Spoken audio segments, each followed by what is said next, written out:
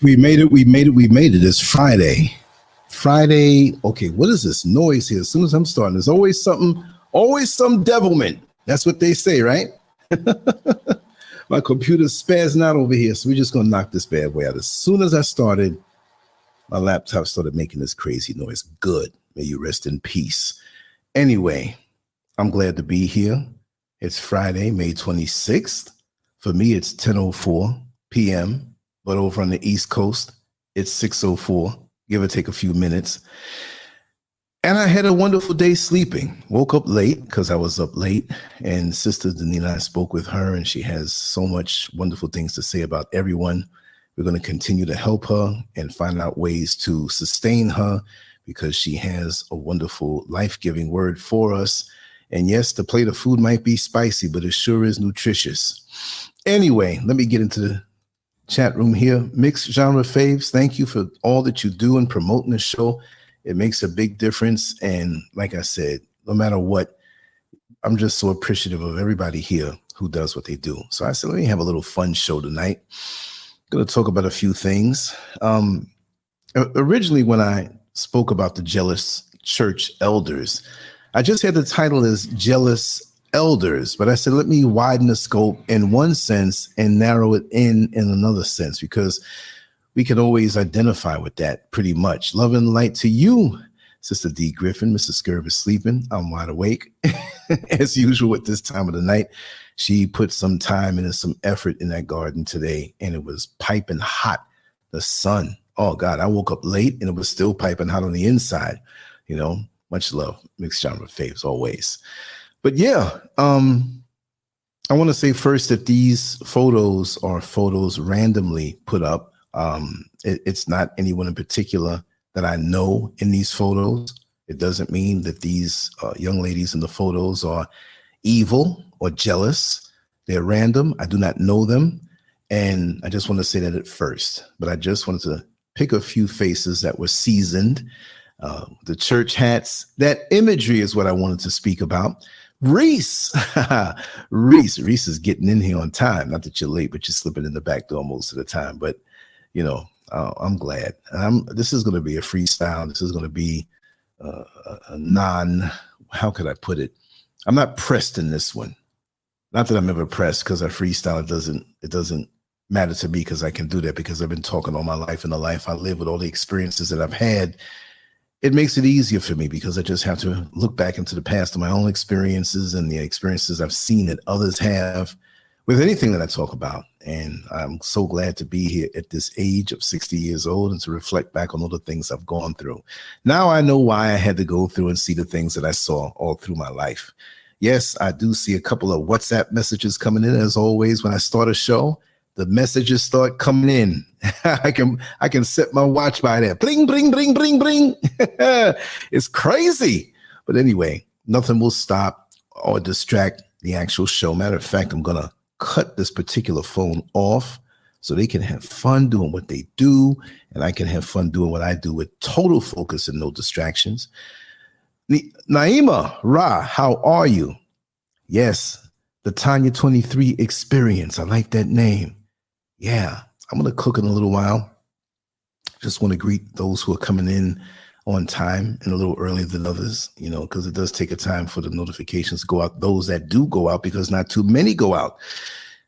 Also want to say that if you check back on the channel, make sure that you're subscribed, because YouTube is unsubscribing a lot of my subscribers left and right. Too many people have come and they had to do it 3 and 4 times over. It's like, listen, I subscribed to the channel and I went back next week. I was unsubscribed and I wonder why I wasn't seeing anything that you put out. And that's the reason why. It's a war. It's a war. That's what's going on. And I don't know why, but it doesn't bother me because I have a lot of your phone numbers and email addresses, and you're connected up in different ways. So if they mess up something on their platform, we can always go outside and vibe outside of YouTube. So they're wasting their time. It's just that they're trying to frustrate somebody, and it's not going to happen. Yes. Nahemia purpose. Yes, it is. And this is something that I can cook on forever. And during the course of it, after a while, when I finish ranting, I want to know if anybody wants to come on in and share their stories, right? But yeah, it's not just the jealous church elders, but it is jealous elders. I just wanted to add a little flavor by having it in that way. But let me just get right into it. How can I say it? Okay, since we put church in it, and we're going to get to just plain old jealous family elders, I could have made that the title. But let's just say the jealous church elders. You know, I can't say I was raised in the church super strict. Every Sunday you got to be there early as a child with Sunday school, and then the actual services in the daytime, go out and get something to eat and come back again to the service into the nighttime. And then you're there till late, and then you got to get up and go to school. It was like my weekend ended. Oyala, an Indigo King. Welcome. I got to greet you all. Now, right now, I'm going to just zone out into my head and just dig out things, you know, because my head's so big, not on a narcissistic level, but physically big. I have a lot more storage space, but I still have to move things around to get these things out. But, you know, I'm not going to minimize. It wasn't mandatory. It wasn't pushed on me. It wasn't like I had a guillotine hanging over me, like if you don't go to church and move your head from this guillotine, it's going to get chopped off. It wasn't that threat. It wasn't that you have to do this, you have to do that. You see what I mean? So it was a little more, I could have went to other churches. My mother went to different churches. She wasn't jumping around. She sung. She was requested to sing in different places. She had an operatic voice and operatic training from the Juilliard School of Music. Google it, see how high up that was. So it was a different type of church upbringing, although she would go to certain churches sometimes on a regular. There was one around two corners that she'd go to, and she wouldn't force me, but she would say, hey, let's get up and go. Now, my father was a different story. He wasn't hearing it. He wasn't against it, but he's like, yeah, he's working hard. He's going to rest. He's going to go in the yard. And he occasionally went without really getting into it like that. It's like, oh yeah, Mr. Scurv, and look at him, how you doing? But they knew, like, he knew the game. I put it that way. He knew the game. So my mother knew the game too, and they taught me the game of church, but they also wanted me to have a spiritual life, and they taught me things beyond the scope of church. So I didn't feel any kind of connection where everything these people are saying is absolutely true, because I knew it wasn't. I knew these people, and when I say these people, I'm going to say church folks. I'm speaking really loose tonight. I woke up maybe like 5 hours ago. I woke up around 5 o'clock, 4:30. Because like I said, I was up until about 8 today. And I said, you know what? I'm not going to lay in the bed and toss and turn. I took a little shot of sleepy juice, just this little, mild sleep aid, because I run myself so much in the nervous energy, not nerves like I'm jittery and scared or something, but just you keep going until you start using up those fumes. And I wanted to make sure. Sister Hope Rice, the only rice I F's with. I know you like this topic. I know a lot of folks don't like this topic. And like I said, in a little while, I'll have everybody chime in if they want to. You'll keep this show going as long as you want. It's not like I'm going to end it and say, okay, I'm out of here. I might if there's no participation. But like I said, I'm going to make it entertaining. And there's a lot of things I want to tell. So you go to this place, or me rather, and I would be visiting different churches, going along with my mother or friends of mine, close friends of mine in elementary school. We'd go. It was more of a fun thing. It was more of like, let's go because we're going to eat after, whatever. Now they may have to go back, but I'd break out and go home. So it was still an extension of the whole social dynamic back then. And to be honest, there were pretty girls in certain churches that I wanted to get next to. I wasn't out there like that as a little boy, but it was like, oh yeah, I like that girl. I'm going to this church. I'm not going to lie. So nothing really ever happened out of that. There was one situation I will tell you now, and I'm going to have it in a private conference call, right? There's one situation where I had this crush on this young lady. Of course, she was my age. I must have been like about 12, and she's about 12. Really pretty though. I was like, whoa, really pretty. Stayed pretty. Later on, decades later in my life, she popped up again as a super freak. That's all. That's not even something I put up on YouTube. I gotta tell. But she was twisted. She was twisted. She mixed Christianity and the churchified lifestyle with sex. That was wild. So remind me if you want to do a conference call on that one and start out on that one. I will tell you the gory details. It was out there. And again, I'll just stick this one in there. A lot of the women in the church were freaks. And a lot of these old, jealous church elders, which can sometimes be men, but oftentimes I found that it was women. They were some old church freaks that were mad that nobody was approaching them no more. That's really what it was.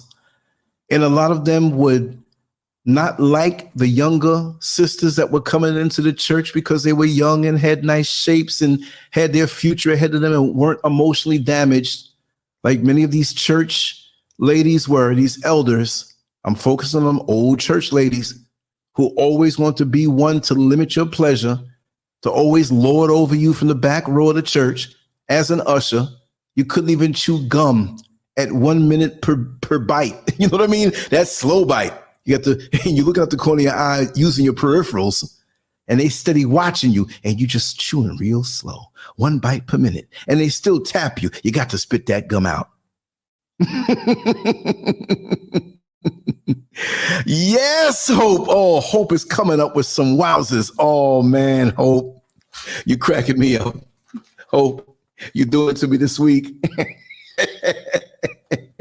What was the other one? What was the other one? Oh, I got it written down on my paper here. I got some. Look, I don't think that company will allow me to write that exactly, but I got to get that message out. But Hope was so funny in that one that she said, you know, about she's smacking somebody when you're trying to get off. I don't know. I got so many things written down here, but I have it down here and I'm going to go over there. Yeah, they need that dick pussy, the F-U-C-K, that Jesus belief out. Truth. Truth. So whenever you, as a young man, would be friendly with one of these young ladies in the church in the name of the Lord, they were always there hanging around, always thinking the dirtiest stuff, acting like they cared for you, but they were really jealous. They were really jealous that you, as a handsome young man, wasn't coming after them. But they knew that you couldn't come after them because if their ass was 62 years old and you were 13, 14 years old, but they can see the handsome thing in you. And don't think that a lot of these jealous church female elders weren't perverts either. I know this for a fact because, like I told you, when I was younger and just getting my little muscles up, I was 15, 16, a lot of them were coming around and had me come over to their house and do things with them. And, you know, some of them weren't that old. But what I mean is that they wanted theirs too. They saw it in you and they just as bad, but they don't say it the same way. See the old dirty men that's sitting there by the alcohol, drinking alcohol by the liquor shop, and they're all piled up in a car that just don't seem to move. So one of the guys has the car and the other ones go and get the liquor and they all sit up in the car. Girl, you're going to be something when you get older. You're going to be something when you looking at her now like that. Ain't no, you're going to be something when you get older. Oh, you're going to be a heartbreaker. No, you looking at that little child in lust now, but you framing it that way. But those are guys in the street. But what about those in the church? These horny, jealous church elders who want to block up a good experience. Or like I said, they're not just looking out for you. They just don't want you to get the dick that they want from that other young guy. Let's just be real. You see what I mean? Right. Oh, Naima, I might have to have you come in and break this down too. Many want the pastor. I keep telling people many hoes dress modestly. Exactly. And we can use the loose language tonight because as a family, we know how we talk. Let me just say something on that AI generated voice that I put to one of my articles that I wrote like 12 years ago about you might be his wife, but are you his bottom, bitch? If you read to the end of that article, many women that did not like it, they didn't listen to the end. You understand that the man also has to submit in the same way to his woman. I was just focusing on the woman because of the term.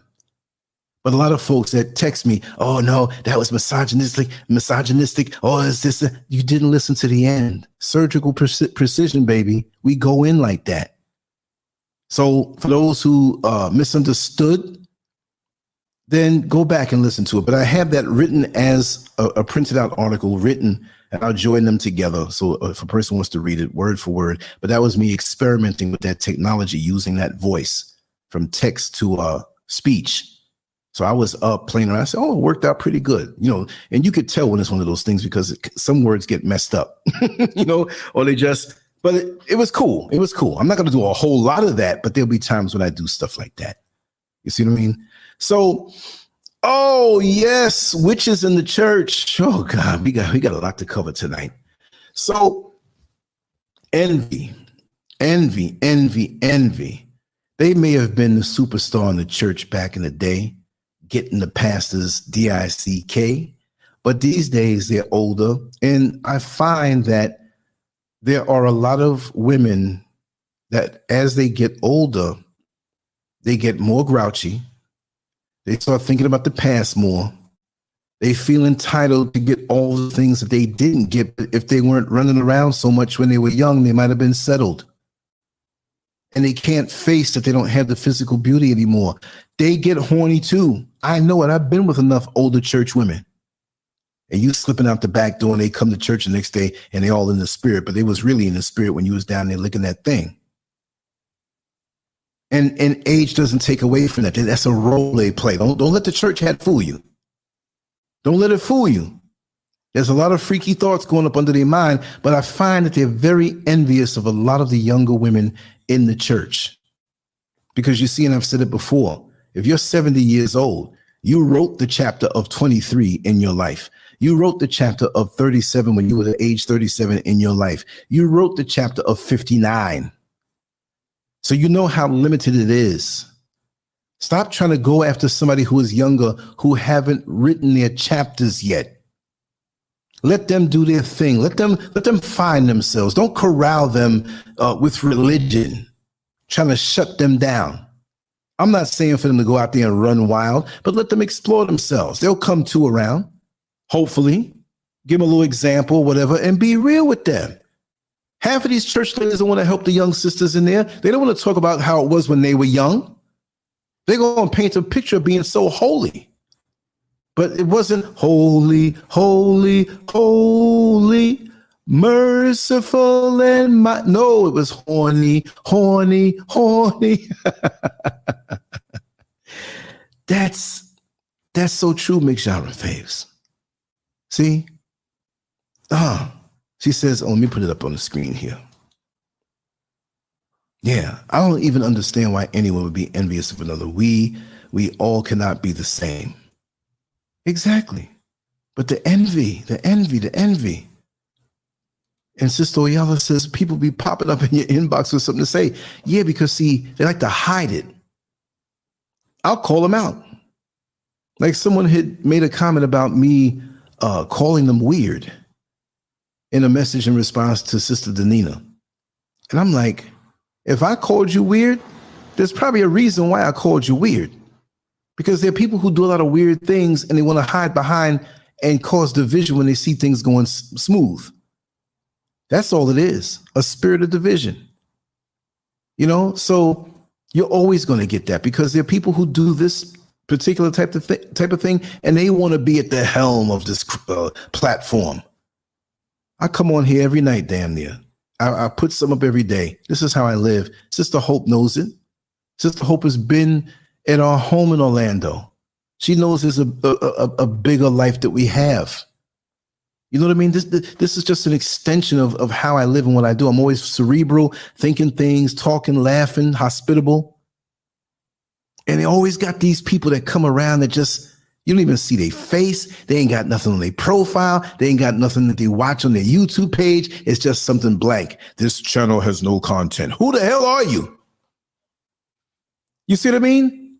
Sister Gifty in the house. I'm glad you're here. We got so much to talk about.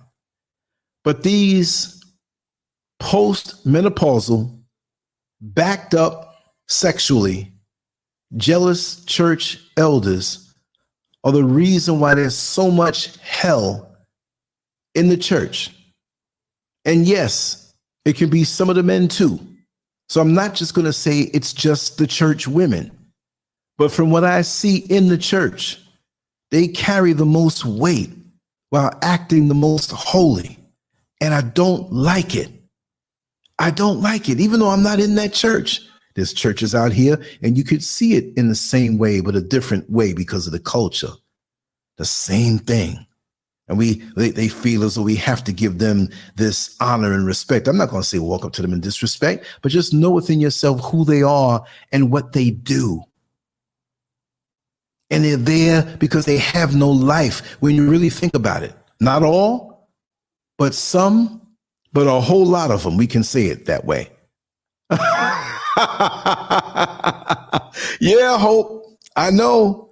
I've seen a lot of dentures coming out when I was a young boy, trying to make me theirs and turn me out. I wasn't dumb. Go ahead and do it.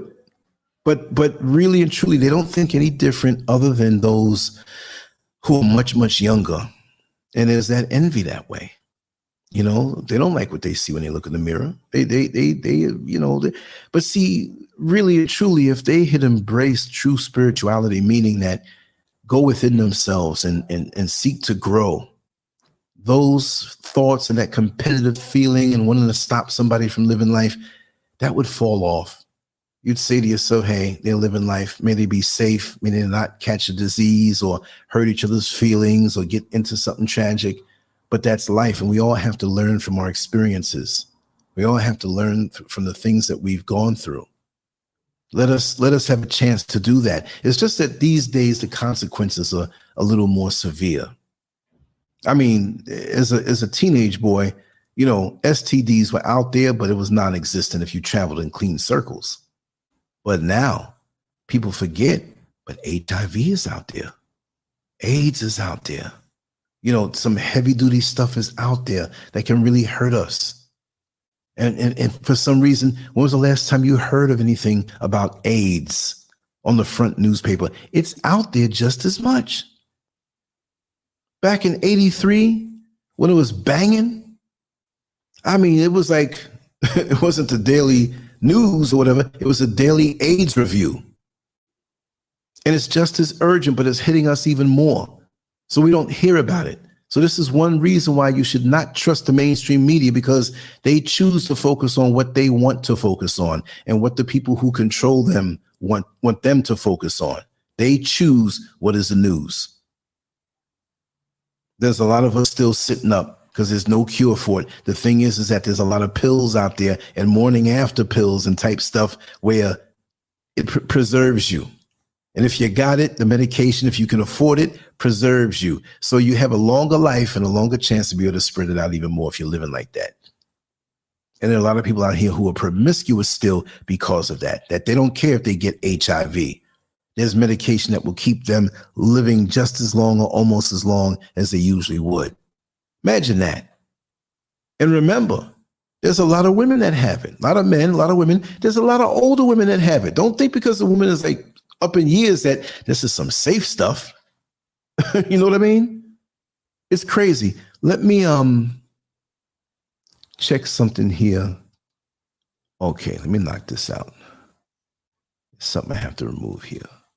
For some reason, my Rumble stream was acting up, so it may have to discontinue. But I'll upload this show to Rumble after we're done, as I always do. Yeah, they're out here, and people don't care. Where's the education in the church? I mean, they should be educating the community. We'll get back on the main part of the topic, but just to come think about it. We have enough retired teachers. We have enough people who are doctors and they maybe retired, health specialists, people in different areas, and they sit down there and indulge in the gossip and, you know, parking lot gossip and leave. But they should set something up. You already have a structure there as a church. And like I always say from the past, the black church was a staple in the black community during slavery. Whether you called yourself a Christian or not, you wanted to be there because that was the least chance of a day that you would probably get lynched or killed or hurt.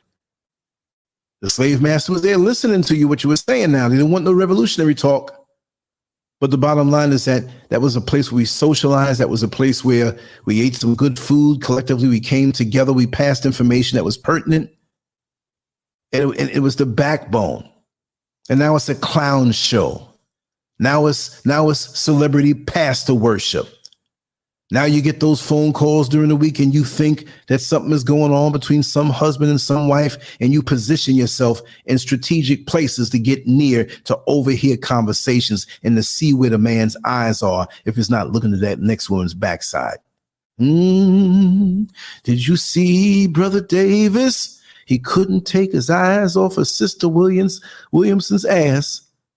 That's all you come there for? It's a damn shame. You ain't got no ounce of spiritual ascension in you. And especially when you're envious. Maybe you don't have a man. Maybe you've done well for yourself financially. Maybe you haven't. Maybe the next sister who may be older than you or younger than you, she has a man but we all our lives are a direct result of our decisions and circumstances. And it's for us to take a time to meditate, look within, and change our circumstances. But here you are throwing out negative energy. Even if you don't say it to anybody else, you've thrown out negative energy because of what people have. You don't know what they did to get what they have. You don't know how they had to struggle to get what they have.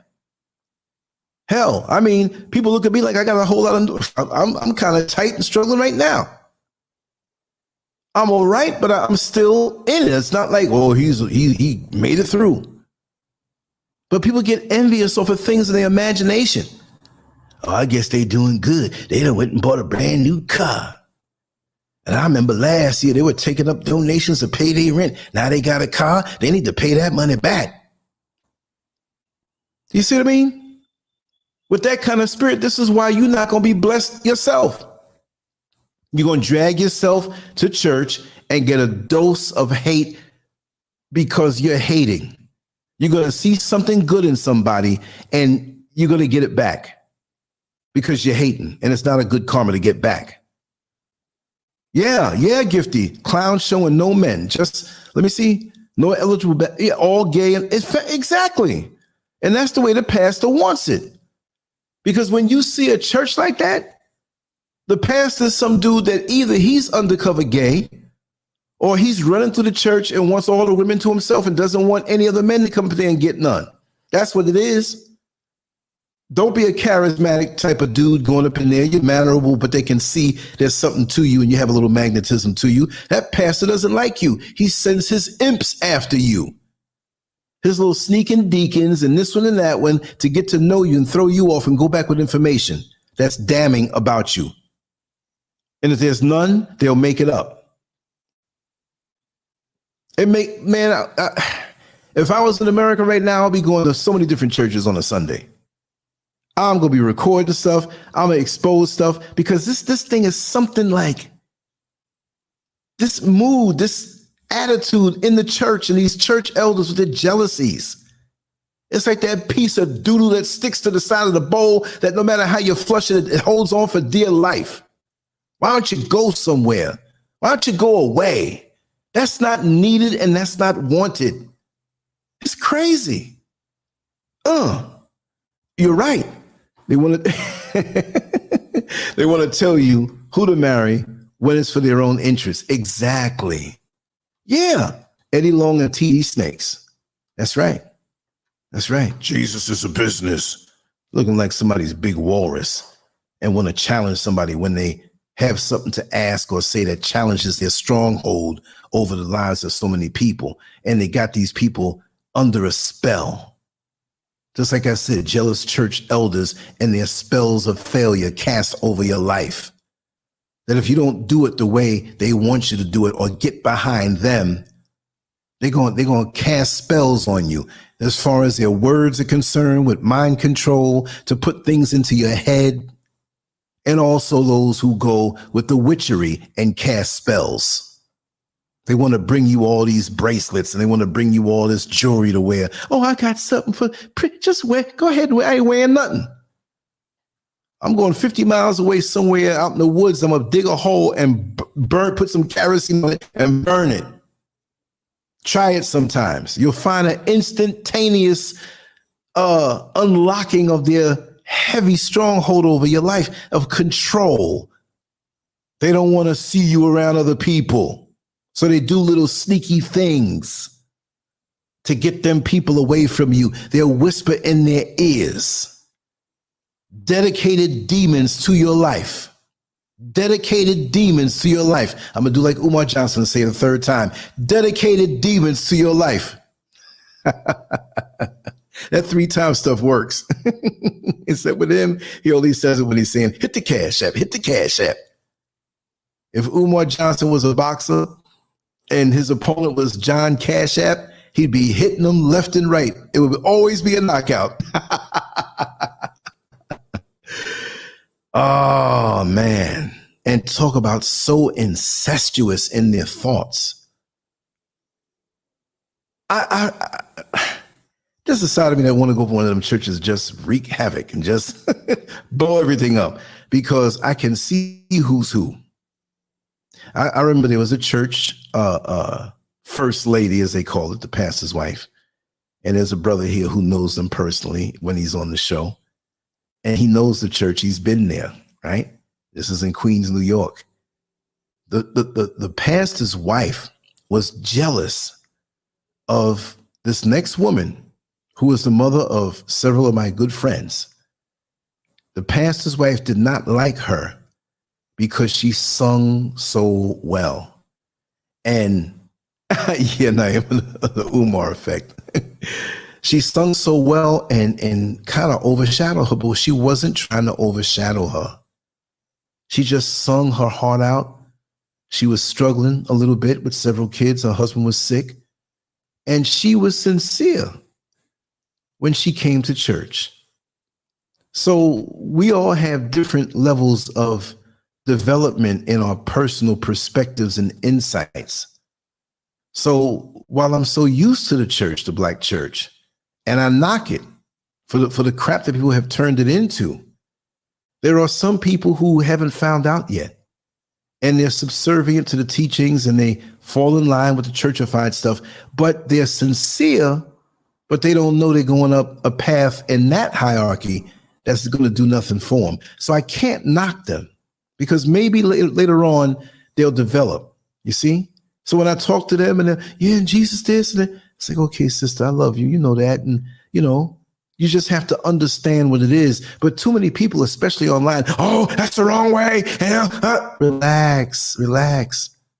Every splinter that you step on in the daytime and you can't wait to get home, right? To take that splinter out and you just can't find a way to get, you put the tweezers on it and it's on your toe somewhere that you can't get to the bottom as far as pulling it up. Like when you were young, I used to be able to pull my foot up all the way. I used to be able to put my toe in my mouth. That's something nasty to do, but I was flexible. Shoot, you think I can do that now? Maybe if I try or after a little bit. But what I'm saying is that splinter that you couldn't get out, you just give up and say, you know what? I'll deal with this tomorrow. Let me go on to sleep. And you wake up and you walk with that little toe up and you touch on the ground and wait a second, nothing hurt. You run your hand under there. Wait a second, where did it go? That splinter worked its way out somehow by itself. So the ignorance of people or the fact that they are not at a certain level of understanding in their personal walk, let them have it where it works out. It's not for you to chew them up because they won't be influenced by you later on anyway, because they'll know and see the attitude that you had. Relax, let them be. If they ask you something, fine. If they ask you how you're living and what your journey is on this level, then share with them in a gentle way. Teach them. But what you don't want to become is some of these faces here on this banner. And again, I don't know these people. These were images that I snatched offline, but they are representing that while we talk on the show. They're all probably the sweetest people in the whole world. I don't know though. Them church hats scare me. When I see the church hat, it means something's coming. Not always, right? Because some people are sincere, but most that are like that, they know what goes on in the church and they stay quiet about it and they don't make people, you know, you got to call that out. You get to call that out. And I know a few handful of women that are a little younger than me, they are turning into that. Envious, watching you. And these chicks, I'm going to say it this way. These chicks, yeah, I was a kid. Toe in the mouth. Check out. She said not to in the mouth. Yeah, but they're turning into that, and I could see it. I could see it, and their lives are suffering too. These chicks like this, they're whizzes on the internet. A lot of them leave the church service and go home and check out your Facebook page, check out your Instagram, check out this, check out that. I'm going to say it's just a church. Like with me, there are people who are watching and they make phone calls. Some don't come around here no more, but they're still very much in it. Who is that woman that he took the picture of on the beach? I wonder where Mrs. Scurv was. Well, she was the one, damn it, taking the damn picture. She understands that people know me through what I do and may want to have a selfie or a picture. She don't get mad at that. Sometimes I put things up or forget that there's footage that I walked in the street with and put it up months later. I wonder what he was doing there. Oh, forget it when I did the pool party. I was screwing all of them chicks as far as what people were trying to insinuate. And Mrs. Scurv was in America. And the dudes, hey, Scurv, man, you better watch yourself, man. You can't be doing that. I did a favor for a sister. So what else was I doing? And I don't care if they're listening or not. If you watch closely, half of those chicks, or all of them, were into each other. They weren't paying me no mind. Notice that there weren't any men around. Notice how go look at that thing real close and see when they started touching each other real quick. I got some footage that I could have put in, but YouTube wouldn't have let me. So me being in my position, I see a lot. There's a lot that I see, and I'm like, okay, cool. Take that part out, okay? Sure. You can leave that part in, sure. But my eyes, but people gonna come and tell you what I'm doing just off of what they see. If I have my camera out, I don't care. See, when it's regular looking folk, when it's half naked, shapely black women, oh, what are you doing? But if I'm talking to one of these old church ladies or something, it's okay. How dare you? And I enjoyed myself. I enjoyed myself that day. We laughed. I got along. They saw that I wasn't trying to be all over them. I was close to them. We were laughing and talking. It was having a good old time because I understood where the lines were drawn. And so now we're the best of acquaintances right now. They've invited me to things. They've invited me and Mrs. Scurv to things. But not everybody knows. The same thing back in America.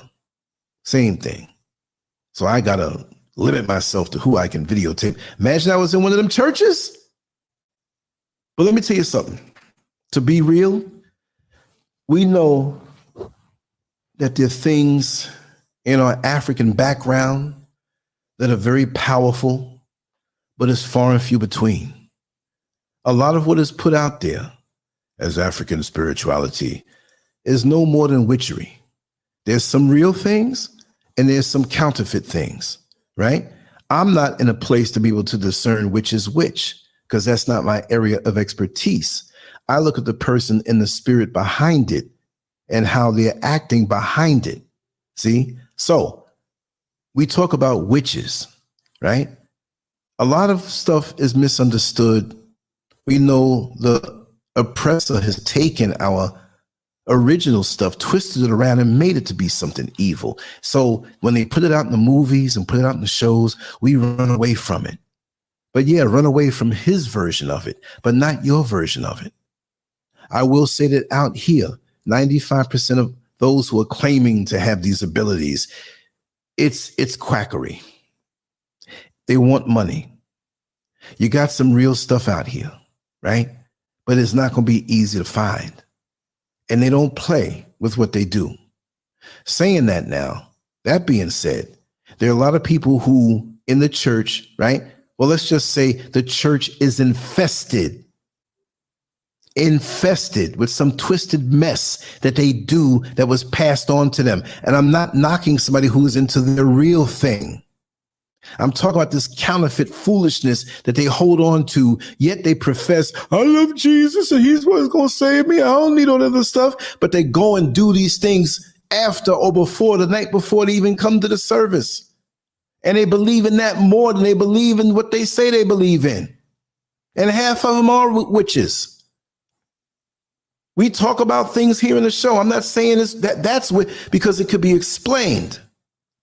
But I'm talking about this twisted stuff, these old evil ass church ladies and church elders indulging because they hate to see progress in their midst. These are the worst neighbors you want to have. They go into church every Sunday, but they nosy up in your business, calling the county on you. If you have something in your yard they think that you shouldn't have. Anything, they're the ones that call the cops every time you might even have a disagreement with your spouse. It's like, yo, we weren't even loud. How come the cops are at the door? And they in there peeking through their Venetian blinds. Yeah, you're right, mixed genre faves. They're married to Jesus. And that's why they got that little battery operated boyfriend in the top drawer, under the drawers, or granny underwears next to their bed. Like I said, just like a lot of young girls in the church get hit on and, you know, in a mild way, sometimes aggressive. As a young boy, I'm not saying I was 8 years old, I'm just saying as a teenager, as a young teenager, 14, 15, some of them had their eyes on me. And some of them that weren't that old and looked kind of good, I was going over their house. And they kept it a secret. I kept it a secret. I know I wanted to do it. I was a horny little boy. You know what I mean? Grown women giving me blowjobs. I'm 14, 15 years old. Hell yeah. I'm not telling on this. And their friend coming over too. I ain't telling on that, but I'm telling on them now because they try to act so holy. And I had personal experience with these types. And they get possessive. They don't want you hanging around the young girls. They just like the old, dirty old men, whether they're in the church or not, who's either paying off some young girl or messing with some young girl and doing something, and they want to be possessive. These older church elders, these women in the church, they just the same way. Don't let me have to talk to you about, I see you over there with so-and-so all the time. What's going on with that? Don't forget about me. Yeah. They little clits throb too and get swollen too. Honestas. Mr. Sanford. Demons in sheep's clothing. But let me widen out the scope. We'll come back on the church folk, but just jealous elders, people in your family, aunts, mothers, cousins. They watched you grow up. They know your background. They see your trajectory. They know that you're set up for some sort of success if you keep on doing what you do. It doesn't mean millions of dollars. It means success that you can attain a balanced, fruitful, happy life. And you don't really know that much when you're young about those aunts, that mother, that father, that uncle, those cousins, a grandmother. You may not know much about them. You take them on face value until you start overhearing family conversations and you're old enough to understand what's being said. And you find out something about an aunt and you're shocked. You see, you're shocked. Oh, I didn't know Auntie Lola was a lesbian. Wow, that other lady, that explains why she was always around that other lady. But Auntie Lola was mad with you because you, as a girl child, had a friend that was only a friend, but Auntie Lola looked like she wanted to deal with the friend, but you didn't know that. So it's like she had an attitude. You might be 16, 17 years old, and your Auntie Lola was always trying to hang around when you had your friend over. And with you, it was just a friendship. She would come around and act funny. And your friend would say, you know, when you went out to help your parents take the groceries out of the truck, Auntie Lola came around and it's like she wanted to say some things bad about you. What did she say? What did she say? Well, I see you friends with her. Are you sure you know your friend that well? There might be some things about her you don't know. Dropping seeds of negativity because Auntie Lola wanted to carpet munch your friend. Life is complicated, y'all. A lot of times we're raised up to a point we all have that period of awakening. It's gradual sometimes, and then the tsunami comes. Sometimes we're naive for a long time and the awareness trickles in. But no matter what the situation is, when you open it up full throttle, you're like, whoa, what I thought the world was when I was 7 or 8 years old, I'm 18, I'm 20 now. It's a whole different ball game. And remember, there are some who at 8 years old and 9 years old knew the whole deal because their upbringing was more raw and basic, and you found out early. So we all come to our awareness at different rates. But when we get there, we can't unsee what we see. And when we see it, and when we see it in others, and other people can't see it and will be angry with you for coming up with the revelation of the things you see in their family member, that's not a good situation. Lots of times, keep your mouth shut. If they don't halfway see it or open to it, as long as it's not a dangerous situation that's going to bring harm to somebody, just let them go on with their business. Because some of these families, they are more counterproductive in-house, than any enemy that you can connect with unknowingly on the outside. It's crazy. And I'm a very positive person. But you have to acknowledge the minefields of negativity to continue to be positive and to continue to step around them traps. You understand? Because they're trap set. There was a woman, I'm going to call her by name because there's no way that she could be walking around alive right now. Lady lived next door to me. And there may be some who listen who remember, because there's a lot of folks in my old block who watch. Old woman named Zelda. She looked kind of like the lady on the right on this banner, but she wasn't as lighter complected. She was extremely overweight. And she was not only physically constipated in the way she looked, she just came off as emotionally constipated. And I was much young when I knew her. She was friends with people that were 2 doors down from me, and then eventually she rented a room next door. And when I was fixing up my mother's house that I inherited, she was always friendly down through the years. But gradually, this woman started turning on me. It's like out of nowhere, she got evil. Now, she was one of the old church lady prototypes, except she didn't go to church. That church lady's going wild. She always had this cane that she never seemed to use, only sometimes. She always had it in her hand, but it barely touched the ground. She just waddled down the street. And she was always in the window. And I never realized that this woman had a thing for me. Even though she was so much older, she didn't even look like she was sexually active, even though we can't say that, because this person's not having visitors come over, that they're not.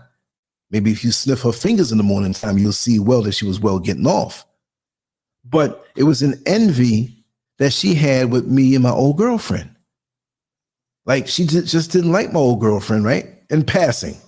But she always was up in my face. And when I began to do a lot of renovations, one time I was changing over from oil heat to gas heat. And to get the old oil tank out, it had to run empty, but there was always that sludge in the bottom because you can't take up an oil tank and turn it upside down and get everything out, especially when it's like under a staircase permanently built in. So what I was told to do is take maybe 2 or 3 boxes, full-size boxes of powdered detergent and pour it into the tank.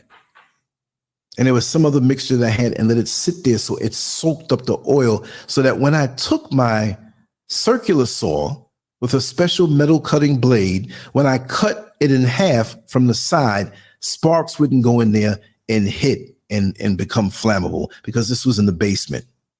Okay. So when I was doing this, before I did it, I had told her in passing. I said, you might hear a little noise this evening. It won't be too late, but I'll be cutting the oil tank because we're going to get gas heat. She was mad. Who do they think they are getting gas heat? She was telling other people. It came back to me. And I'm like, if you make improvements where you live, so what the heck? It's better. You always have availability of heat. When the gas tank run out, you better call the gas company, the gas truck. They might be backed up. Back in the day in New York City, when most of the people had oil way back, that oil truck was moving. It's like, well, we might be there in 3 hours, and you sitting up to everything ran out, but you shouldn't wait for it to run out anyway. Now, this is what happened. All of a sudden, that's New York City. You hear noises 24/7. Ambulances, people fighting, cars speeding down the block, cops. But all of a sudden, we heard fire trucks getting louder. And it seemed like one of them from the inside,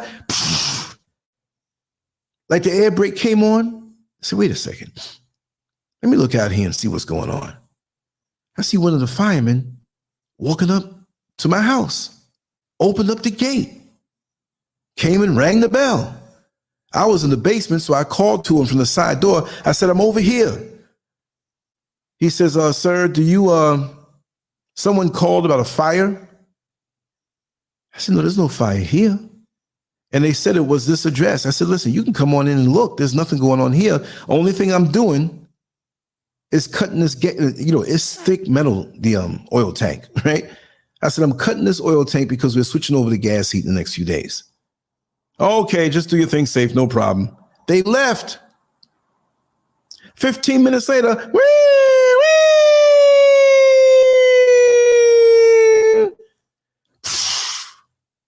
I said, wait a second. It can't be again. It was somebody else, but it was from the same, station. And they said, is this the place that got the call? I said, yeah, same story. So he came in and looked. He said, listen, somebody's playing games. I said, I know exactly who it is. I walked to the side of the house. I said, Zelda, I hope you're having fun. But it happened 3 more times that night, not right away. But this is the kind of evil that some of these elders can do. What was the point? Now, if her fat behind was getting burned up in a fire and she called to save her, she might have get burnt up. That's how karma works. Unbelievable. And just the things that she was saying. Oh, early on when she was friendly with me, she told me, yeah, Muhammad Ali slept with me. I'm like, man, that man was sleeping with so many women. Is that the high point of your life? Huh? And she had the greatest dick of all times, That's your high point. I had somebody else tell me, oh, I used to date Mike Tyson. In that time period, in the top 5 that he was messing with were famous. Listen, he hit you off one night and you trying to pretty it up. And again, this is not an attack on black women. That's just these old elders in our family that are evil and the ones in the church. See, what I find with men, like on younger folks, on younger guys, there may be a little bit of envy and stuff like that to a point, but they don't execute it the same way.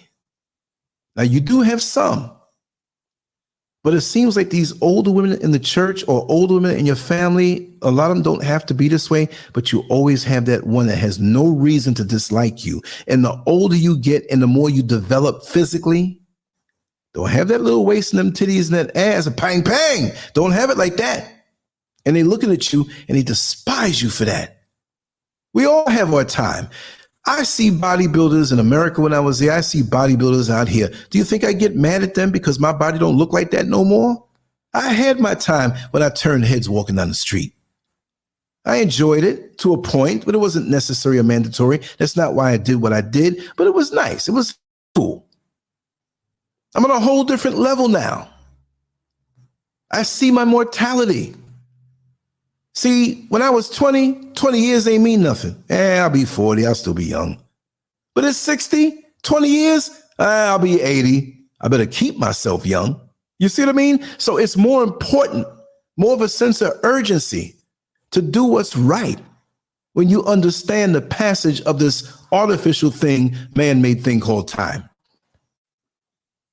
You see what I mean? Don't be stuck in some old phase that you didn't get enough of, or you were repressed. It's time to cut the games.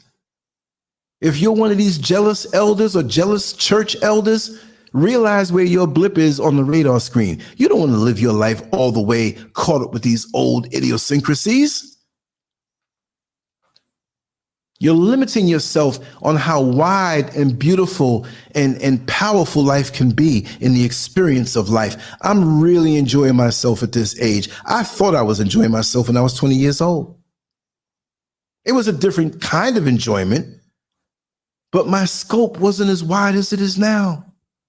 So therefore, the things that I indulged in would not bring me joy. My scope is so wide at 100%.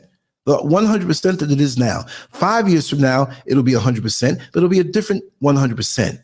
So the 100% of 20 years old of a scope that I had, and that was pretty deep, even though I indulged in a lot of crazy things. If I took what filled my scope at 20 and overlaid it on my scope and view and perspectives at 60, it wouldn't cover much. And I wouldn't be enjoying myself the way I thought I was back then when I had a narrower scope. And you're right, Naima. Yes. And Queen Common Sense. Yes. I grew up with many of these elder women, bitter, hateful, and very toxic. Bitter, hateful, and very toxic. And like Naima said, all of a sudden they become concerned about your soul and warn you not to sin. They want to enjoy in some sin a little bit. They didn't get enough taste of the sweet sin. See, this is the thing that they never want to admit, right? You go to the store, you get yourself some orange juice out the carton or freshly squeezed. It's good for you. I mean, the freshly squeezed. And you drink it, it's sweet. But you get that orange drink with all the sugar in it. It ain't no good for you, but it tastes good because it's sweet. And you drinking it like, damn, this thing is so full of sugar. This is not good for me, but I damn sure enjoying this cold orange drink, the counterfeit. But the real freshly squeezed juice with a little ginger in there and a little bit of this, a little bit of that, you know, some good old health food store type stuff or something you could make at home. It's good for you, but it's not that sinful rush. And this is what people don't understand and why people keep relapsing into what they did. There is a sweetness to sin. See, the sexual indiscretions, when your mind ain't right and don't understand, it's a sweet thing sneaking it, doing something forbidden until you realize it's junk food for the soul and you get older and you're like, man, I can't believe I did that.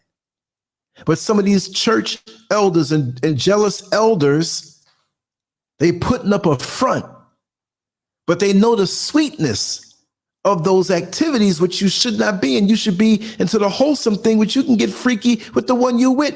You can still get it, but in a more wholesome way. But they ain't done with that sneaky shit. You see what I mean? I knew a young lady back in the day. She was in the church, heavy, but she always requested to be in my company. And we don't have to guess why. And her thing was, she always loved to pull up in the church parking lot. You know, it's always open. And get out when it's dark in the parking lot and do things next to the car. Bent over, whatever. Yeah. Oh, I want to go to that other church. You go to some guy is cleaning up. Oh, we can't go here now. Let's go over to this other one. It's like, why has it got to be the church parking lot? But I kind of knew though. You know what I mean? Oh yeah, the Freemasons. The ones who are talking about helping out our people. The ones who are always the first one in when you have a independent revolutionary come along and they want to see what he's about.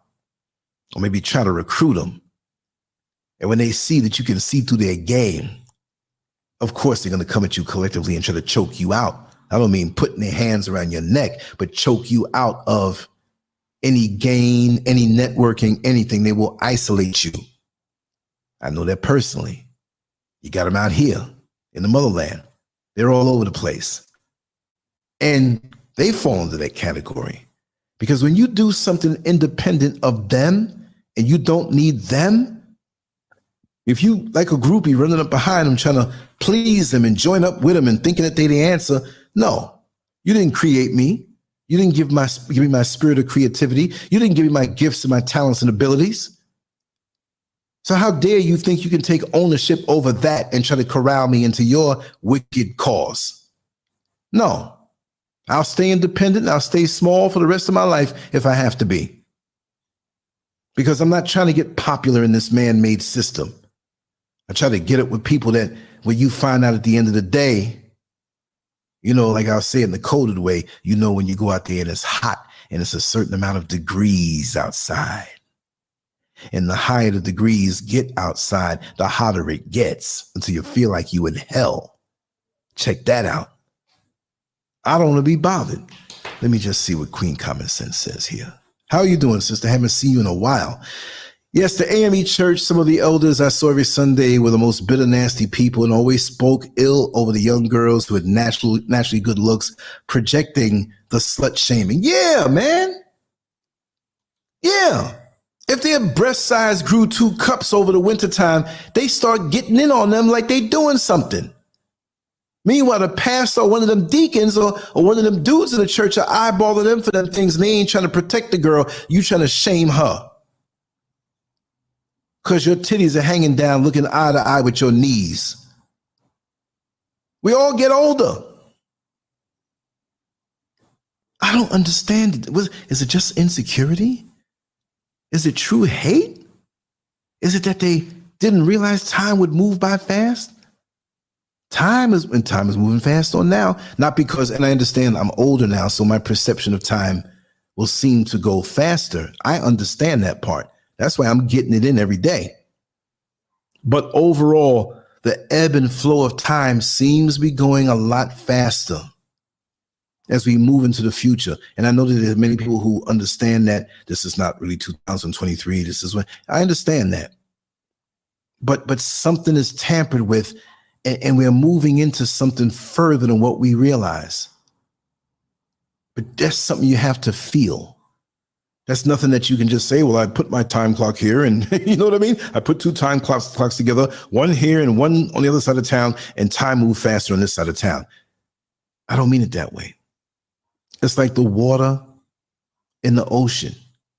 You can be part on the edge or just in the water on the beach and it's moving around a lot. You can go way out in the ocean and it's still. Same body of water, but it's acting different in different physical places. And that's the same thing here. For something about the whole spiritual existence on this plane of existence, it's more wicked. You know, when you make lemonade, you don't have to always measure the sugar to the lemon juice, whatever. You just put the sugar in there with the water, mix it up, drop a little lemon juice. Oh, it needs a little more sugar. Boom. Oh, it needs a little more lime juice until it's there right to the taste. Almost perfect every time. So we can't measure by what we see with our naked eye, but there's more wickedness going on the planet. We know this. Whichever the reason, we know there's more wickedness going on in this world. And just like I spoke to someone earlier, it seems like the love has been sucked out completely. And love, like oxygen, if you don't have enough oxygen, you're going to choke. You're going to be breathing harder to get more in. And our souls are less satisfied now in our daily routine. Anybody who's old enough to remember the 70s, We had heroin addicts. We had the people coming back from the war, and high gas prices and crooked politicians the same way. But between us as a people, we had more love oxygen. We still made it through. We still laughed. We still had fun. There were less of these church entities in our midst. The older people were joyous. Now the older people want to get down like the younger people, and they mad that they can't do it. There's a lot of old church ladies out here that's on Facebook and on other kind of apps looking to catch some dick. Yes, living double lives. I can tell you about that. There's some of them I know that are deceased now, but they are on that level. If you have somebody in your life and you're committed to them, you should be able to do anything you want when you are older. But they want that good old promiscuous stuff. They watching Instagram too, and then they'll tell you, "Oh, these girls are so disgusting," and they'll tell you, "I wish that was me."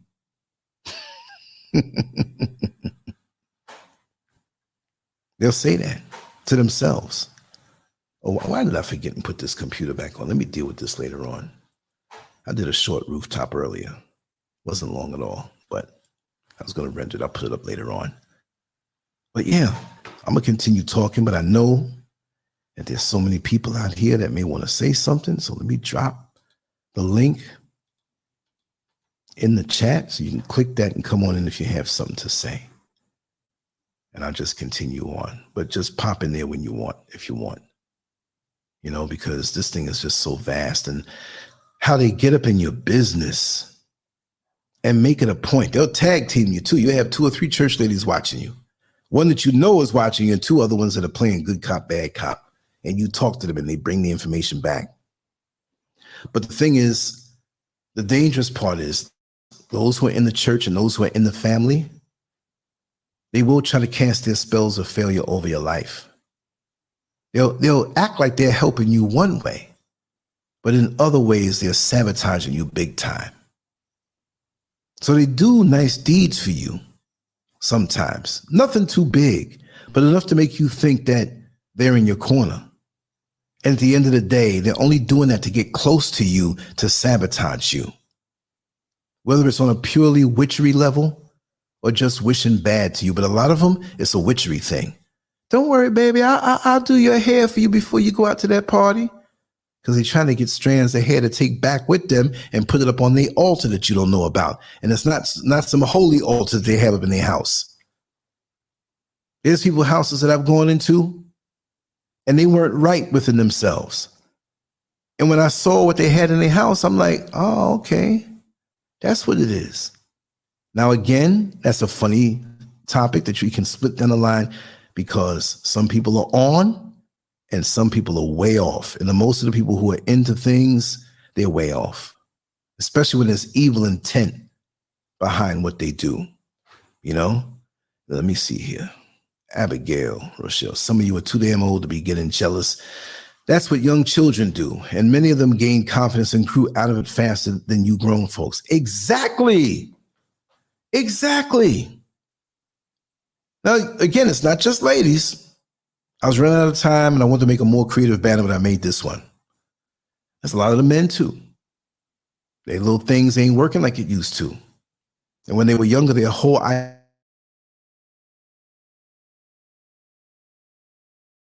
you got it no more, and Viagra don't work. What you gonna do? Who are you now? When all you did was identify with that aspect of your life.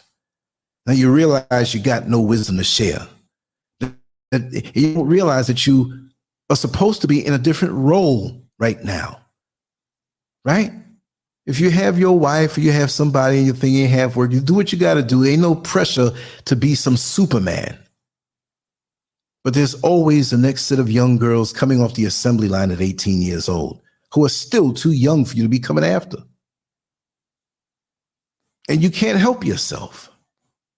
Sure, you'll see a young lady and say, wow, she's really attractive. And you might think to yourself, back in the day, that might be somebody I go after. But that's all it is. It's not for you.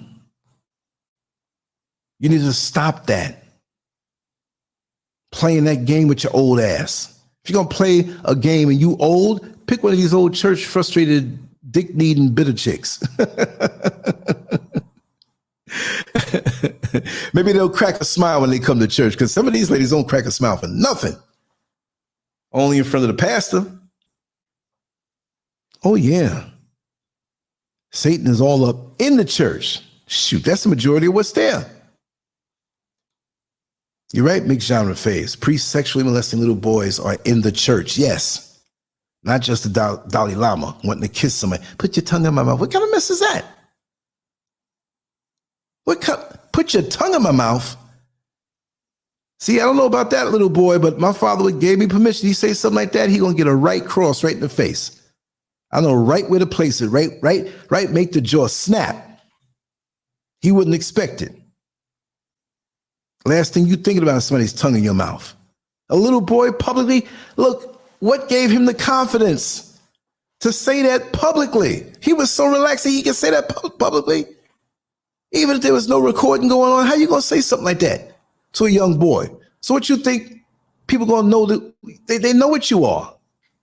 Nobody's talking about it no more because he's a Dalai Lama. You know, white folks love him. Yeah, sneaking deacons.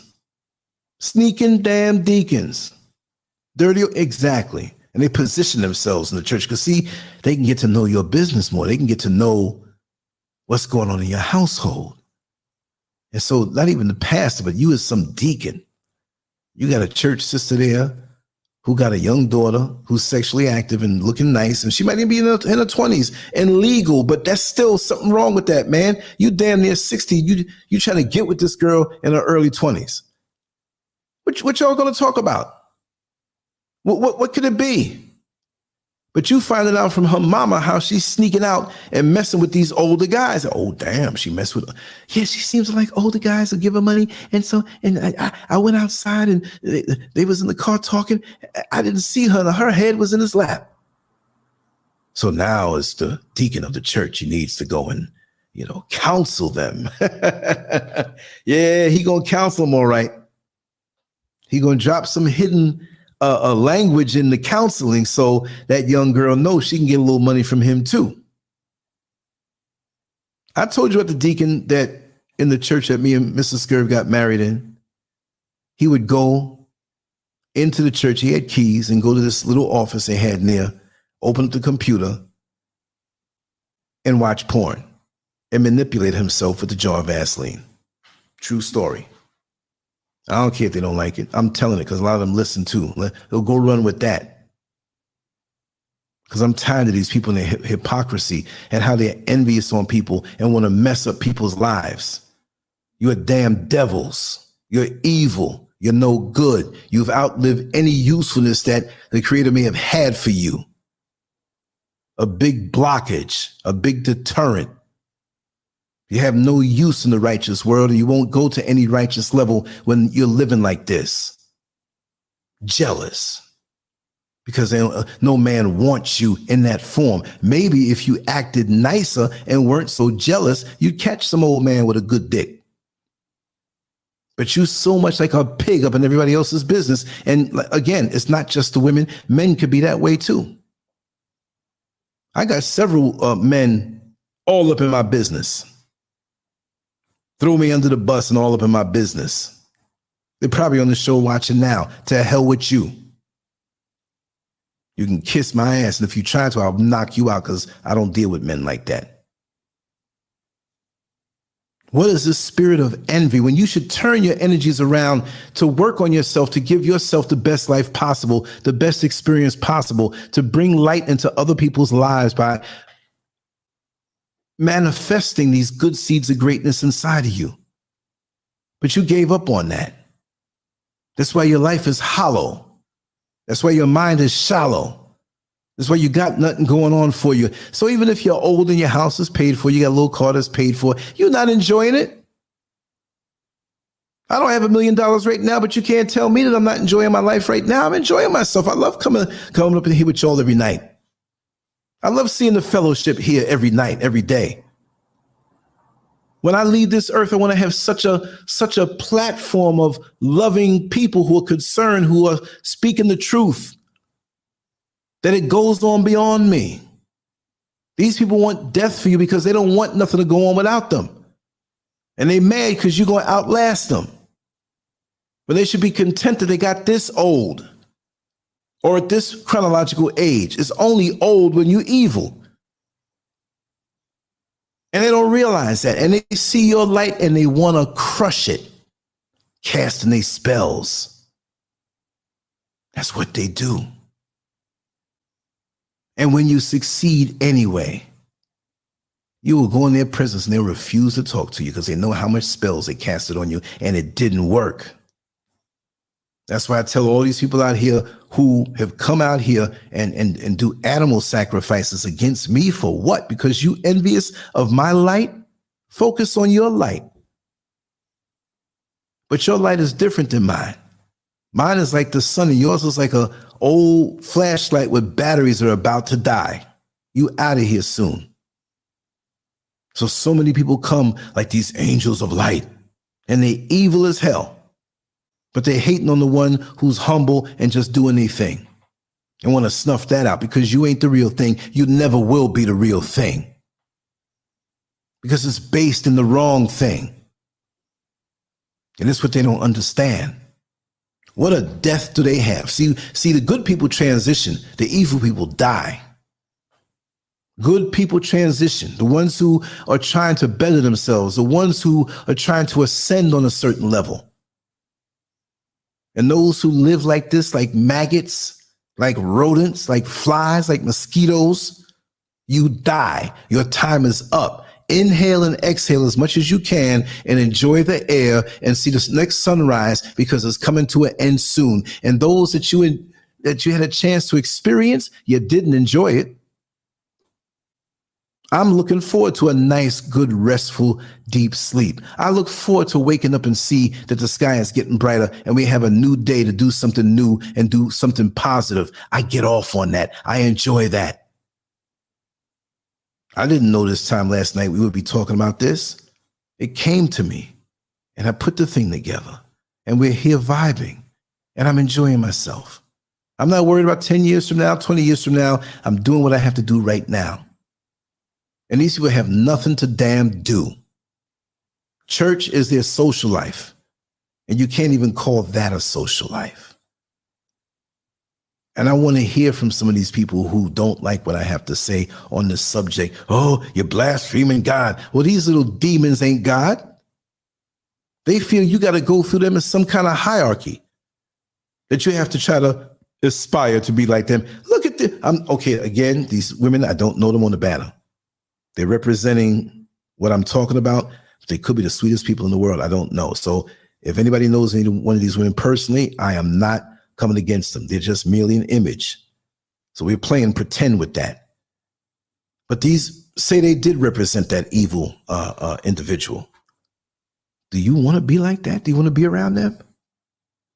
I know some evil ones that have turned things around on me in seeing my progress in certain areas of life, and they couldn't take it no more. So they had to fabricate some type of conflict because they didn't want to be around. Oh, your life is getting too good. And it wasn't necessarily that. I had to stick-to-itiveness to overcome the things that were thrown at me. There are a lot who have spoken their spells of death and failure into my life, and I'm still here, damn it. I was telling a friend of mine how 10 years ago, 11 years ago online, I had my phone was ringing, y'all. I do a show. All kind of entities would be there for their own purposes. People fighting each other and cussing each other and ego. And I'm like, wait a second. It's not even me involved in this stuff. So I had to cut the Facebook group room that I had, which was where they were festering up, arguing all day, then coming to me, Lance, man, he said this, you need to cut him. I said, listen, I got to focus on what I'm doing here.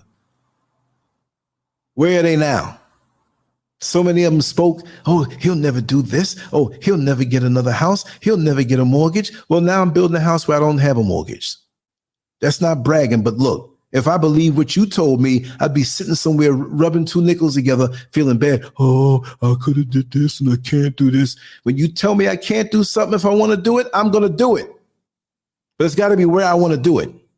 It's not like you're going to control me and start making stuff up.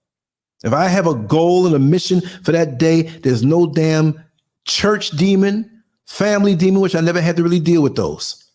Because I had a small, immediate family. My brother was on drugs, but he wasn't a demon to me personally. It motivated me to not do certain things. But them kind of people, and I don't like to see it around me, even if it's not aimed at me. Because I'm going to deal with them. I probably won't even tell you, but I'm going to tell them what I see in them. And if you don't straighten up, I'm going to tell my friend. Because I see it. That's why I can't be around too many people. There's more of that than the good people in the world at this particular point in time, because so much evil has been poured into the world. But they will seriously try to cast their spells of failure over your life. You going to school and trying to do something good for yourself, and they sitting there hoping you don't graduate. You going to the gym and you watching what you're eating, they hope you don't lose that weight. You come over their house, and they knew you were coming over. They got this big ass cake waiting for you. Oh, I baked your favorite. Well, you know, Grandma, I'm going to the gym these days. I'm not trying to eat. Oh, just take a little piece. It ain't going to hurt. You want to take some home? You see what I mean? Little things. Distractions. You trying to do good by your woman as a man. And here comes all this porn in your phone. What you trying to do? Keep me in a certain, trapped in a certain sphere where I can't make it up out of here? I'm beyond the flesh. I mean, I have fleshly desires now, but it's ascended. It's not as important to me now. It's not as important. Those things are supposed to fall off you. That shows you that you have taken flight in your spiritual journey. The wheels don't stay down in the plane when you get on the plane that takes flight. After a while, they put the wheels away.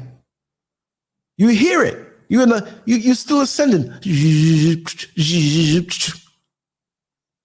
That's when you know. So what happened to those wheels of lust that you have? They still out there because you want to land in it. The wheels of materialism. Here you are in your 60s and your 70s, jealous of the person who bought a car, and they bought a used car, but it was newer than yours, so now you mad. So you better be mad because that old hearse that takes your body might be older than anything you had. But you gonna be jealous as a dead body?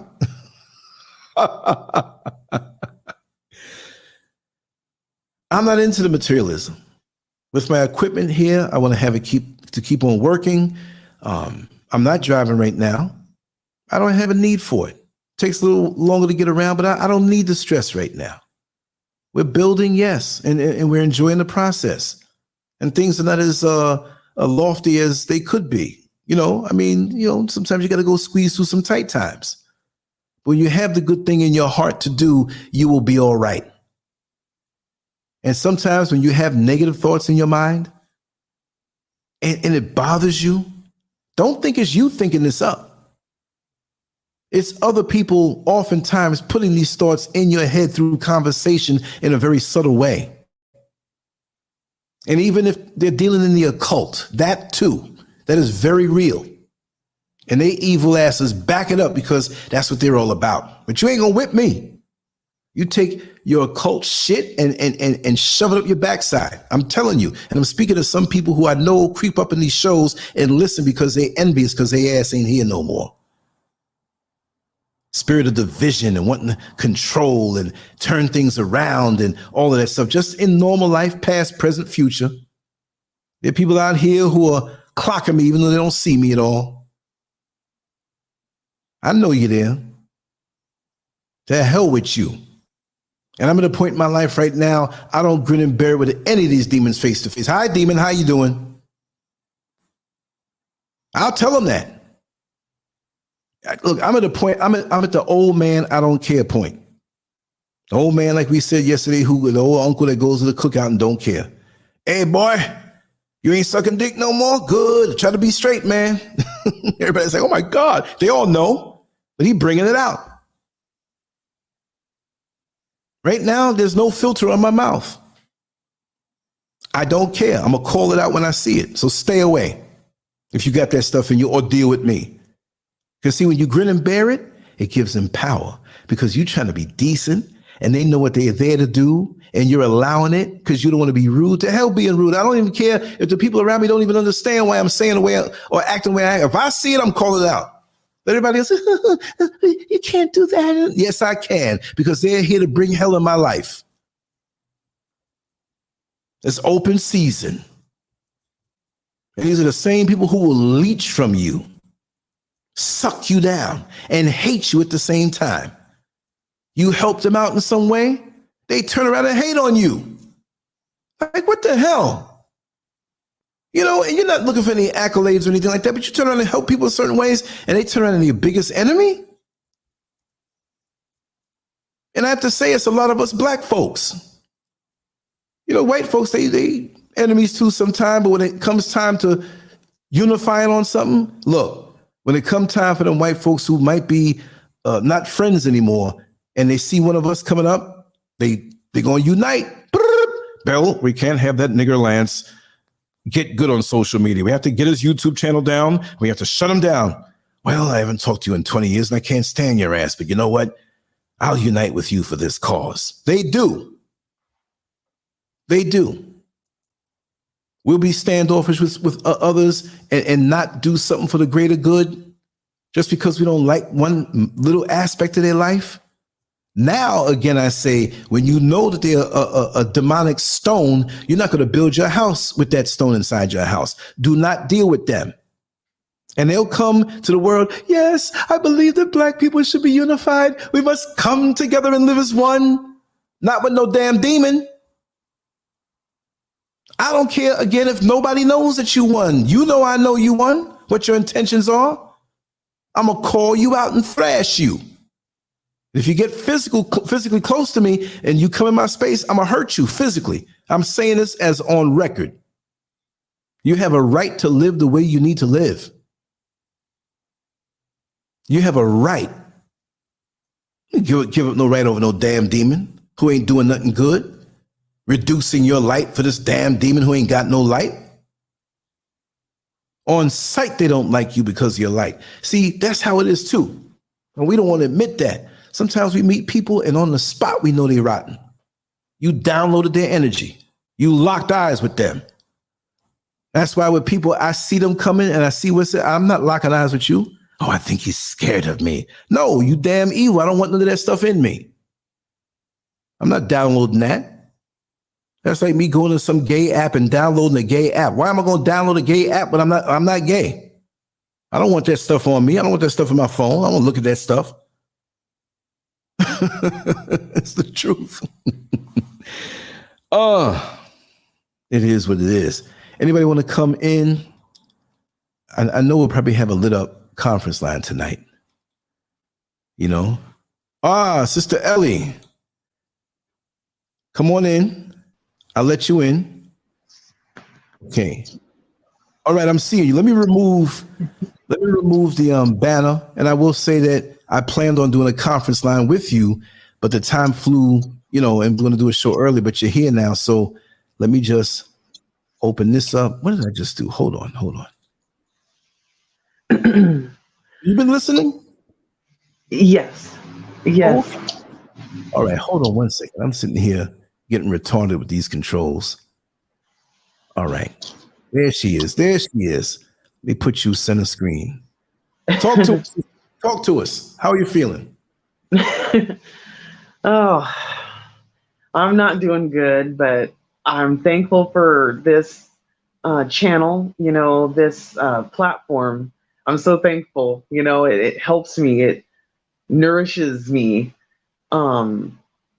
Yeah. So I'm glad you're here. We talked earlier, and like I said, the time ran up so fast. I was like, wait a second, it's getting late. Let me tell you something. I didn't even realize it was Friday because I stayed up all night and I'm thinking like this was Thursday. And I asked Mr. Scurv, I said, what time are you going up on the property tomorrow? Because she goes Monday to Friday. She says, I'm not going tomorrow. Tomorrow's Saturday. I said, today's Friday? I said, oh, man. So I set the show up. And then I said to myself, I said, okay, we'll do something after or whatever, because there's so much involved in doing these kind of things. So I'm glad you're here. I'm glad you understand. And you're so far away that it's daylight over there right now. So like right now it's 11:33, and where you are should be about what, like 4:33? Yeah. Yeah, 4:33. I'm getting better. I'm not jacking up the time zones. But yeah, I wanted to speak earlier and kind of echo, since you're here now, about how life is, and how, like what we spoke about, how it seems like the love is sucked out of the air. Like we don't feel the love anymore like we used to feel in the atmosphere. And with you being around predominantly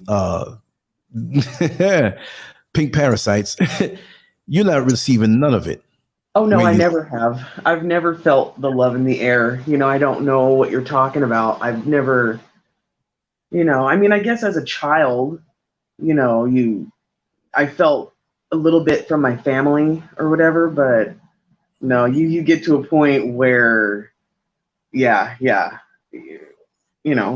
just, you don't feel it. And especially when, since I've been woke, and, right. And when waking up in this racist white town, there's nothing but hatred and jealousy. They despise me. I mean, oh, it's insane. It's insane. I don't know how I've lasted this long. Don't ask me. Well, everybody's talking about your lovely smile. Oh, thanks, guys. Thank you.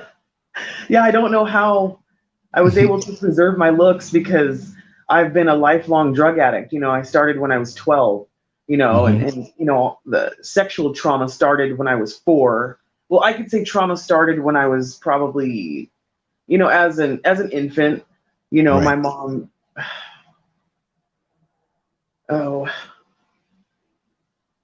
she would tell the story like with glee, she talked about how she picked me up and shook me. Oh, no. I guess, she's possessed, obviously. And so trauma started from a young age. So, I don't know how I have this smile or anything. I don't know. Maybe I'm a superhuman, because some people, they go through a little bit in life, they stub their toe and want to kill themselves. Right. I've been through, just all kind of crazy stuff. So thank you guys. I don't even take care of myself that well, because, it's hard to have the energy to do that when you have, no friends or family. It's hard. You know what I told you? Just the way when I moved to different places that I lived in, I had friends that I haven't known yet. And so everybody here is showing you love, and you may not have physically met them, but they're there. Just because the clouds are over your life sometimes doesn't mean the sun stops shining. The sun has rays for you that are just for you, that are just going to touch you. That even on the cloudiest day, you got to know that. And you're preserved for a reason. You're preserved because you're going to use your story to help so many people. You may say that you're a lifelong drug addict, but you may admit that that's part of your walk, but you are not that. That's the only thing I disagree when we have these rehab situations and say, well, you're going to be a lifelong listener. No, you've experienced that. That is what you have run to in times of stress and times of need where you feel the void. I understand. You know what I mean? So look, I shared some things with you. You know what I mean? Yeah. I may not have been the person to do a drug or something like that, but women were my drug. And that was dangerous back then. Mm-hmm. All kind of soul ties that you don't want and all kind of stuff. We all go through stuff. Like I said, the man-made engineered world is like a big garbage can. It stinks. The natural world of the creator is the beautiful thing. So I'm looking at you right now, and I see your spirit, and there's nothing stinking about you. That even though you may have been in the garbage can, you coming out like you got nothing but perfume on you, because I see the future. Yeah, there's no way. If you were one of them cracker white women in that same town, been through them, and I know your story very well, and you can feel free to tell as much as you want if you want to. You don't have to if you want to. You know, you can go on any level here. You can just observe. We can do a show and talk about everything because it's healing other people. But the bottom line is, look, find the so-called finest white woman in your town and sit her next to you, and you blow her away. Thank you. You blow her away because there's something on the inside preserving you. And thanks. Thank you. Women in your town look better than you. That's why they're mad.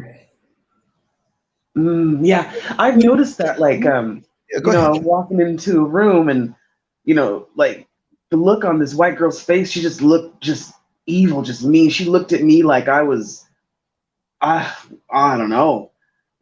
Just the look, I mean, and I don't even know if she knew what she was doing. She looked at me like I was just, like she hated me. It blew me away. When you're woke and you can read people, you can see their energy. Like it blew me away. I was like, whoa, she hates me. She does not like me. But, she was smiling and, oh, hi, how are you?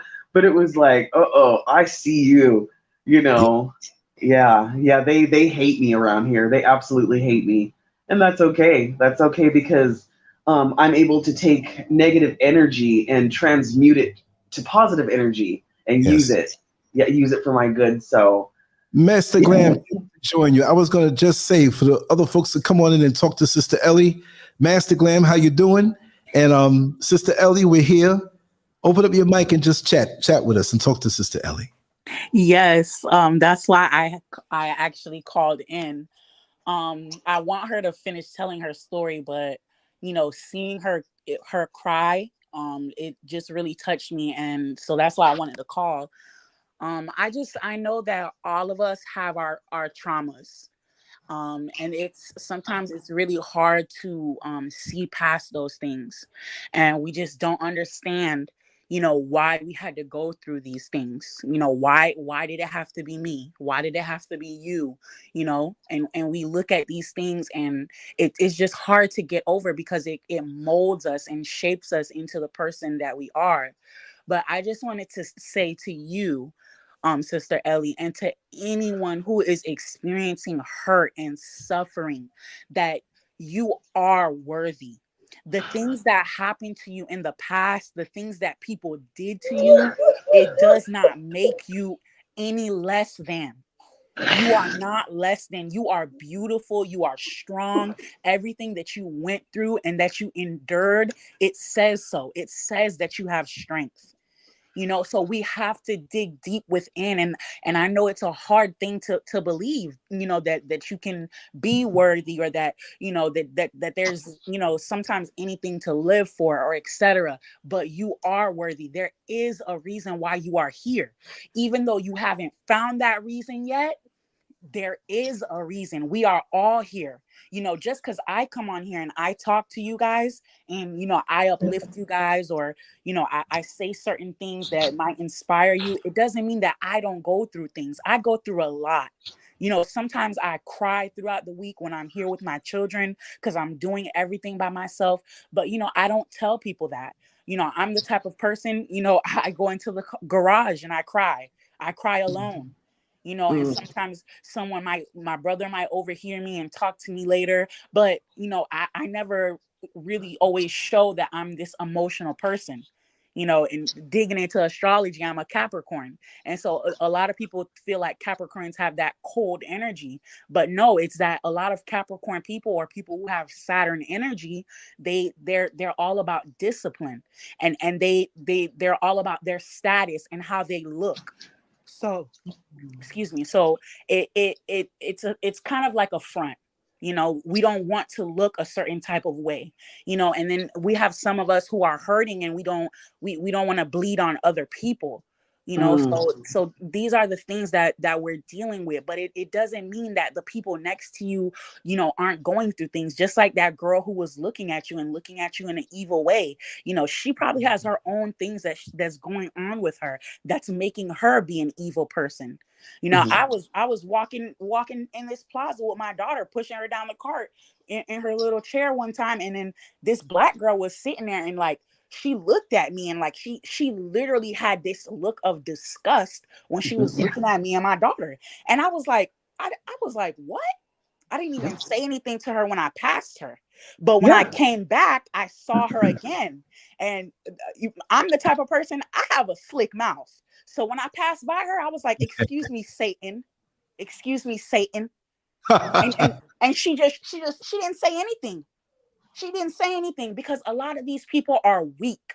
The people who hurt you, the people who are trying to steal your energy and just do all these things, trying to break you down, they are weak. They are hurt.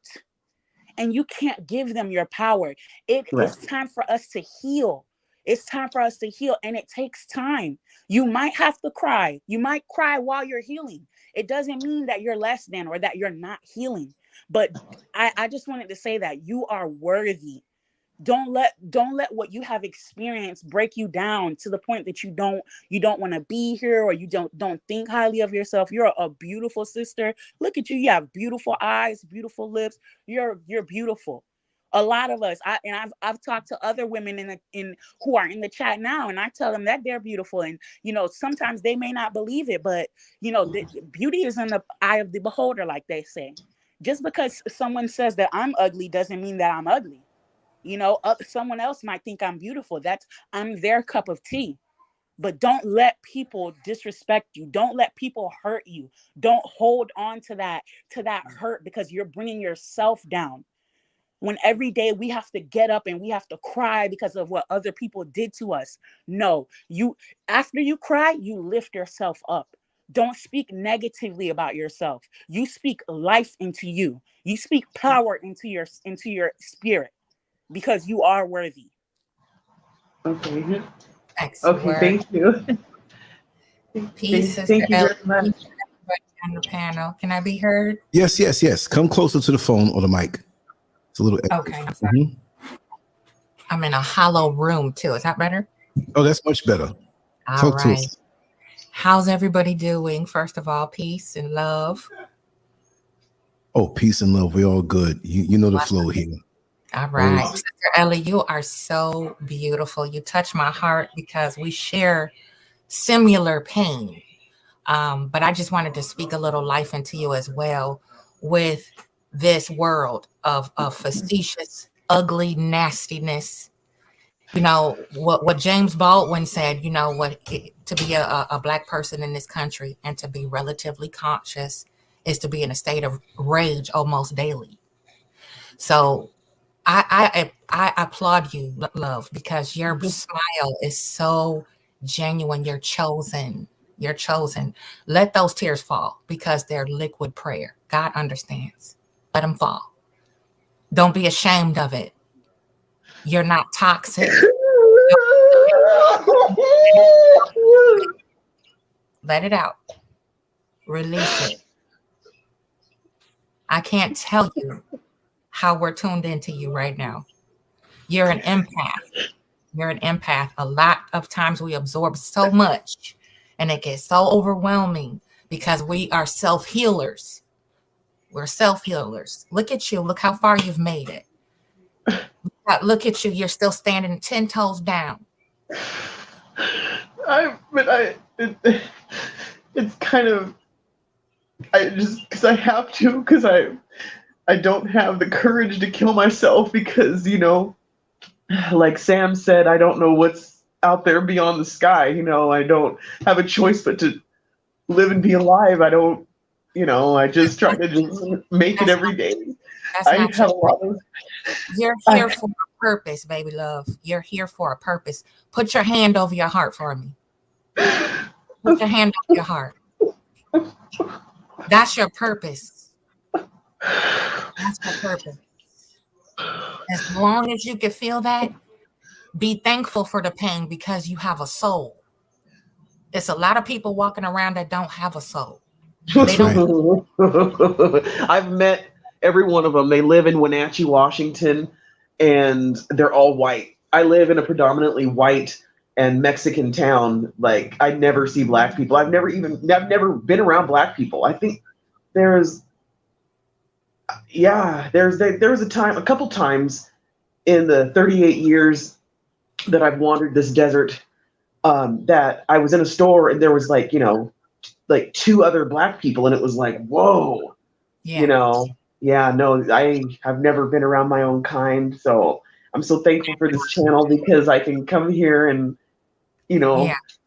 I feel like I have family. I want to share this giggle with you. I become a Karenologist too. We called them Beckies from my era. I'm telling my age. We called them Beckies. Yeah. And they come from the other side of the tracks, from their gated communities. And then they get their black scent when they get around us. Mm-hmm. Or if they outnumber us, then of course they're seething and they're slithery. And you can feel the envy and the desire just to emulate. Come on now. Let's keep it 100. Let's keep it above. What other culture do they vulture more than black women and black men? Hate is just misguided admiration. That's all. Hate is just misguided love. You know that song Neo, I Hate That I Love You So, with Rihanna? Every time I run into a Becky, that's what I sing in my head. Wow.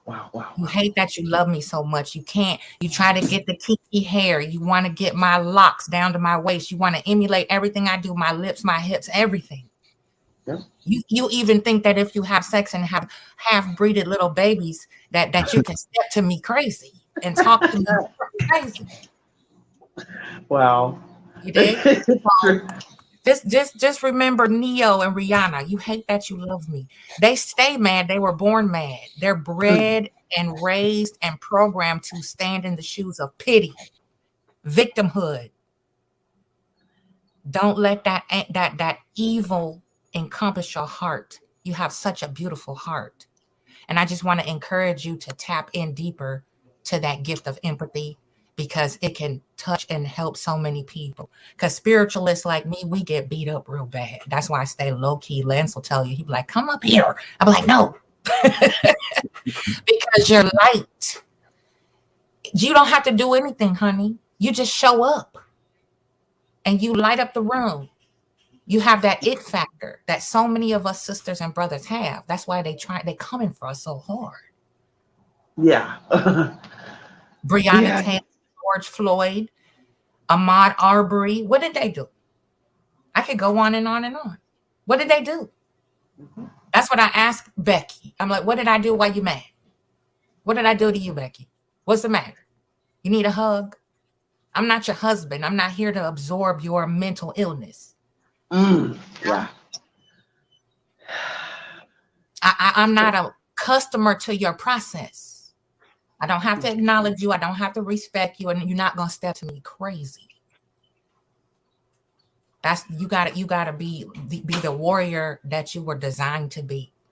And so what? You got a past. Who don't have a past? Who's not ashamed of things that they done in the past? We all have to grow. That's how we learn.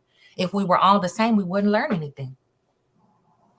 We'd be like Stepford children, just walking around, put a battery in your back, wind it up, keep going, like a Zumba, like a Roomba, whatever that vacuum cleaner is. You're put here for a purpose. And sometimes it's just to wake up other people and tell them, back up off me. Well, when you're in an all-white town, that's racist, they have an annual, little festival, little 2-week little festival here, and, parade and all that. And back in the 70s, the KKK used to march in the parade. So if that gives you an idea of where I'm at, and there's also a KKK compound a few miles away here. And I'm where they grow the KKK. Like Confederate flags grow out the ground here in Jacksonville, North Carolina. So, honey, I could tell my story, but I'd be up here all night. Go ahead. Yeah, so it's hard to stand up for yourself when no one, I try to speak out, against what people are doing to me. I'll be in a room full of people and no one will stick up for me. Someone will be abusing me, And there's just, it's hard, you know, because then I look like the bad person. Oh God, she's angry, you know, angry black woman. They'll do things to antagonize me. And, but yeah, it's hard to be a warrior. They beat me down. I don't have any backup. I have no one to help me. No one cares. And that's hard. That's really hard, you know? It really is. Cause I'm standing in those shoes right now, love. But here's what you do. Your ancestors are there for a reason. Okay. You have to tap into whatever it is. For me, it's my grandmother. My grandmother helped me polish me to be the woman that I'm growing into now. My mother and father were there, but they were emotionally detached. You know, back in that day in the 70s, it was parents against them against us, the parents against the children. No matter right or wrong, abusive or not, you're to be seen and not heard. That's a very small box to live in, right? Yeah. If you tap into that and flip it around and make your pain your power, tap into those ancestors, whoever it was that gave you that soft place to fall, that's who you call on. Grace and mercy is always right. I never had that. You know, my so-called family, they allowed me to be abused. They're just terrible. They're just terrible. They're not right. They turned a blind eye to abuse.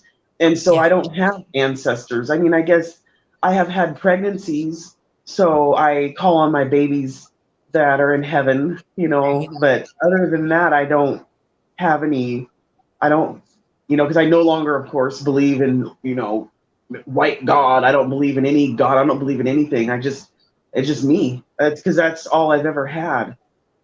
But, you know, I'm just trying to, you know, get out of this town and, you know, move to a place where there's black people. Not that that's a guarantee, because black people, I'm sure, could hurt me too, but at least I'll be around people that look like me. I've never been around black people. Like, it would just trip me out, you know, if I ever got a chance to like be in a room full of black people. That would just trip me out, you know. But yeah, I'm trying to move, trying to get out of here, but I kind of just give up. I don't know. Well, let me add in, sister, because we had a conversation earlier, and it was one of the most beautiful wake ups. I was already awakened, right? But it's like I was just laying there, and the phone rung, and it was you. And we spoke about getting you out of there. And up in that part of the country, it ain't gonna work. If we can get you where other black folks are, we know we have our own issues, but you need to be around a place where you don't have to be on guard like you are 24/7. Yeah, it's exhausting. It's not just about money, but collectively, if we knew someone who had a place, a room, a garage, something where you can get a little job and work and rebuild your life and get away from that type of energy, your life would be changed like so much, because we're all not bad, you know. And like, again, like I said, I want to put your email in rotation and your number if possible, or if you can type that in before we leave, which I'm in no rush. It's Friday night, and we still can have a conference call and whoever's coming in, but share your information and just have everybody come and reach out to you, even if they don't have anything to share as far as resources, just to give you a good word and check up on you. Right. I put my email in the back chat, Brother Lance, or you have it. And please, even if you just need to vent, we can do that, because I got a lot of free time now too. I'm healing, self-healing. That's why I've been underground trying to heal myself, licking my wounds. I took a couple L's. Nobody's perfect though. Don't hold yourself to such a high bar. It's okay to be mad. Why wouldn't we be mad as black women, yo? Mm-hmm. And black men, why can't we be angry, right? We're supposed to be mad. This is not normal. We're not supposed to numb ourselves to the world, put on a mean mug and go out there and have to be masculine just to keep the world up off us so we can go to work and do our 8 and get out. You feel me? You're not supposed to be on guard all the time like that. So you should be around people who don't want anything from you but to love you and build you up. You know, you always want to try to connect with a man, especially Brother Lance, a brother that's in your corner that don't want nothing from you but to see you rise up. You're in a good place right here, sister. And I done took up enough time. Love you all. Peace and blessings. I'm going to drop down. We got to have you on when you're ready, sister. Whenever you're ready, just let me know when you come on when you want to talk about some stuff and share some stuff. I'm always here. Same number. You know? Kwame, brother Kwame, you're yes, here. sir. How you doing, brother? Yes. Talk to Sister Ellie. Yes, I will talk to Sister Ellie. Sister Ellie, how are you? Well, you know, I'm I know how you feel, but sister, I agree with everything what Brother Kojo says. Yeah, we all are supporting you. I know it's a very painful time for you, but don't be down, okay, my sister. We live in a world which is full of wicked people, and it doesn't matter who they are. Even yes, our own even know better. Not just only whites, our own even know better. And I'm sure Kojo agrees with me. We Africans, we can be sellouts against. Yeah, we know better. And I'm not just, and also we know that Europeans, we know that they've got a problem. Whenever they see you and I, they have a problem. Yeah. So that white girl who was trying to be racist to you is not. It doesn't surprise me because these people are psychotic. Like the book written by the late Bobby E. Wright, the psychotic racial personality. If I got it right, psychotic racial personality. It's about them. Whenever they see you and I as non-Europeans, they come out with their nonsense that, oh, we're gonna rob them, we're gonna attack them, and so on. But you don't know us. What much do you think you know about us? You don't know. You don't know anything about us. I mean, Sister Ellie, let me tell you this. Yeah, you're a beautiful sister. You be strong and don't let anyone destroy you. Okay? You take care of yourself. Kojo, take care. Thank you, brother. Thank Always you. Thank you. Word. Yeah, that's what it's all about at the end of the day, you know, and that's what I want here. Even if we're talking about a topic, whatever you need, you come on in, we're going to rap. We're going to do our thing.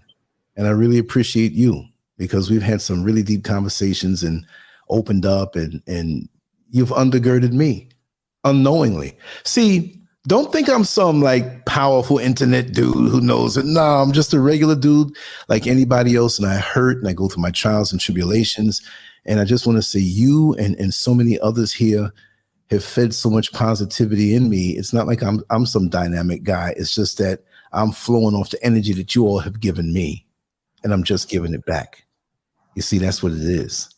So I have to give it back. Well, we spoke earlier for about an hour, didn't we? Right? Yeah. It was like, oh, I got to go. I got to do something. I was laying there. I said, man, this is perfect. I like those kind of conversations. You know, so you gave me a gift today. Just I get so caught up in what I'm doing and what I forgot to tell you that we can do something like after the show because it came up so much. I had to make the banner and this and get the streaming code and put it here and test it. And oh man, sometimes, but I love it because if the end result is this, it's all worth it. You see, just to see everybody show you love. And I sit back and just watch. Of course, you know, I'm gonna show you love, but you're not alone. You're not by yourself.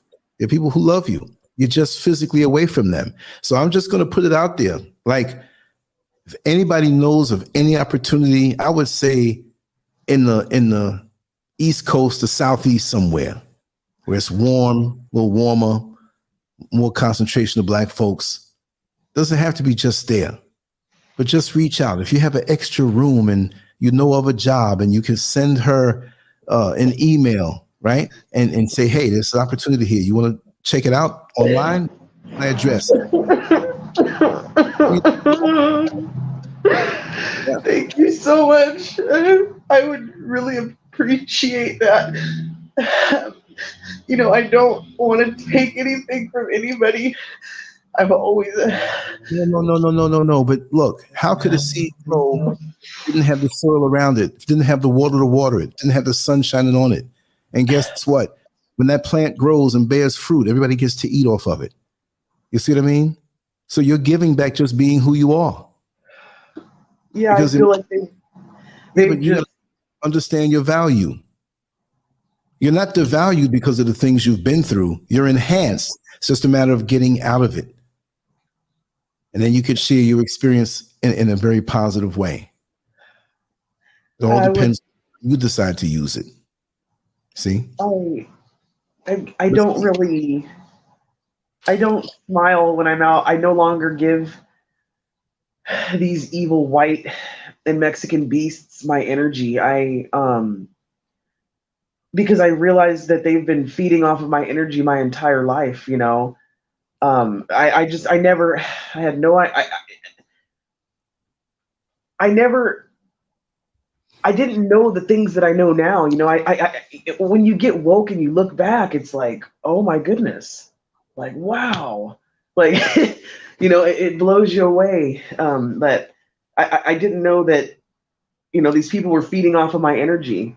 You know, I don't give out my energy. Like, this is the most I've smiled in a long time, in a long, long time. You know, you Yeah, can come to your smile. We need it. Thank you. But yeah, I definitely want to move somewhere and be around other conscious Black people. And I don't want to take anything from anybody. I don't want to live off of anybody. You know, I've always worked, you know, even as a drug addict, I still have worked. I've never been homeless. I've always kept myself sheltered. I've always done things on my own. But yes, if somebody could please help me. Every time I saved up money, something would happen, you know. So I just kind of gave up. I just gave up. It's hard. I don't know, it's just hard to explain. If you can just imagine, like, a lifetime of just never seeing anybody that looks like you, and when you wake up into your consciousness, it just gets, it's miserable. But I know how to work it. You know, now that I'm conscious, I know how to move and groove through these evil beasts. But yeah, if somebody could help me, I would really appreciate it. I would do anything. You know, I have, you know, some skills. You know, maybe I could help you in some way. But yes, if somebody could just please help me or tell me what to do or where to go. I don't know what to do. I just sit here and I don't know what to do. I just don't know what to do. We all need someone sometimes, sweetheart. Everybody, there's nobody that's like that where they never needed anybody. We were all born and had to depend on somebody to clean us, to feed us, to house us, to protect us. So there's nobody who can look down on you, because we've all been in that situation where we needed somebody, and even in life, whether we told it or not. So you're to be commended for bearing your soul and saying the experiences that you've been through, because there's a lot of people out here who would push their nose up at you, and they've been through worse, but they want to act like they're better than somebody else. Yep. You see what I mean? Yes. I get that a lot around here. Yeah. We see the email across the bottom, everybody. lovelightshealing999@gmail.com. That's Sister Ellie's email address. Please reach out to her. Help her out, even if it's just a kind word. I see Humble Simp in the chat room say, come to Atlanta. Well, it's going to take a lot more than just saying come to Atlanta. You probably mean well, but we need people to really say, hey, I got to sacrifice a little bit. I got a room that's not fixed up all the way. Maybe if you come and help me fix it up, that room is yours. You know what I mean? Just on a real level. Doesn't have to be, you know what I mean? Because the way this world is going on right now, we're going to be forced to understand that we need each other, right? Those of us who are here, we know that already. But some of us who are on our high horse and looking down and, oh, I'll never be in that situation. You'll never know. I've had a lot of scary situations in my life that I've been saved from before it even happened. So never feel as though you're an island that way out there. We need somebody, and we need to give. Doesn't mean just money. Money's nice if you know how to direct it, right? Because we're in this system. But that spiritual, that soul energy, that love. Hey, I got 2 plates of food here. You can have one. I got a room over here. It's kind of cold. I got a blanket here. You can cover up. Let's get through everything together. Why can't we do that? Oh, sorry. No, go ahead. No, go ahead. And you receive an email right now. Queen Common Sense just emailed you. You know. Oh, thank you. Thanks. Thank you. Our people do not help one another because they've been hurt and traumatized, and we don't trust each other. and we've been programmed. We've had our eyes closed. We'll see one of our own out on the street, homeless, on drugs, and we don't stop to help them. We just, drive right by them like, oh, that crazy bitch. Oh God, look at him, look at her. And man, I'm the type of person, I just can't turn a blind eye to stuff. You know what I mean? But yeah, our people are, a lot of us are, just programmed. We just have closed eyes, we don't care about one another. It's the PTSD, the post-traumatic slave disorder, Yes. We turned on one another. It's sick. It's really sick. So I know that even when I go to be around my people, I know that, that I'll have to be picky and choosy, I won't put myself around just anybody. I don't allow people to touch me. I don't allow them to come near me, because your aura extends out 6 feet. Right. Yeah. And so, I don't let these beasts get anywhere near me, because they're energy vampires, because they don't have a soul. So they try to get close to you to usurp some of your energy. Yes. But I appreciate everyone. It's like being like a plant being watered. That's how I feel. I'm watered now. I have a question. Do you have a passport? No. But somehow, somewhere you can work and get a passport, work toward that. Everybody who's leaving the positive, good comments, and also the information in the chat room, just email Ellie directly so she has it. And I'll also suggest that after the show is over, you can kind of scroll down in the chat room and see the beautiful comments. Just email her directly. And again, I'll put that there. Let me see right here, just so you have it. And I'll just put it across the screen. Okay. Queen Marat in the house. Queen Marat Rogers. Let me see. She's going to come on in and talk to you. Oh, okay. Queen Marat, it says it's maybe something you might have to hit again. It says device not connected, so it might be a little, it's always something that they ask for. In the meantime, here's Ellie's email address. And I'll put this across the screen. Queen Marat, check out the buttons there in the prompt of that program, because it may say open up your mic or open up your screen, whichever way you want. But I see you. I see you there. Or just hang up and call back again, or trying to connect with the link again. Yeah, she's going to do that, because she's going to talk to you. I know she's going to talk some good stuff to you, make you feel a certain way. Right? Okay. But yeah, this is not just a one show type thing, everybody. This is sustained, as with everybody. When we speak with them, Sister Sasha, Sister Ellie here, you could always come here anytime and talk to everybody. And sometimes if there's no show scheduled, say, Lance, I want to talk to folks, do something for me. If I'm home, you got it. If I'm home, you got it. Even if I'm not home, I could work something through the phone. We can have you come talk, but don't ever feel like you don't have anyone at all. There's a lot of good energy out there that's looking at your face right now. They've looked at you in the past. They're looking at you now. They're going to see you in the future. And I want them to all throw all good energy to you and hit that email address right there and talk to you. And it may be at a time in the middle of the night where you really feel at your most loneliest, and you get a little message from somebody, you start talking back with them. This is how we have to use these platforms, not just for people talking about, trying to get a Cash App. Look, I'll ask more for a Cash App for somebody else than I will myself. You know what I mean? That's what keeps me going. That's what keeps me protected, because at times in my life when things were tight, even up to recent, you know what I mean? And things just come through right away. We got to circulate that energy, but I ain't going to circulate no toxic energy, Do you have a Cash App, by the way? No, I don't. No, you have anything? Cash App, anything? No, I don't have any of those. I never, I don't even know what that is, really. I've never had any of that. I'm kind of digitally invisible. I don't have a Facebook. I've never had Twitter, Snapchat, Instagram, TikTok. I don't. Well, Cash App is a way to transfer funds.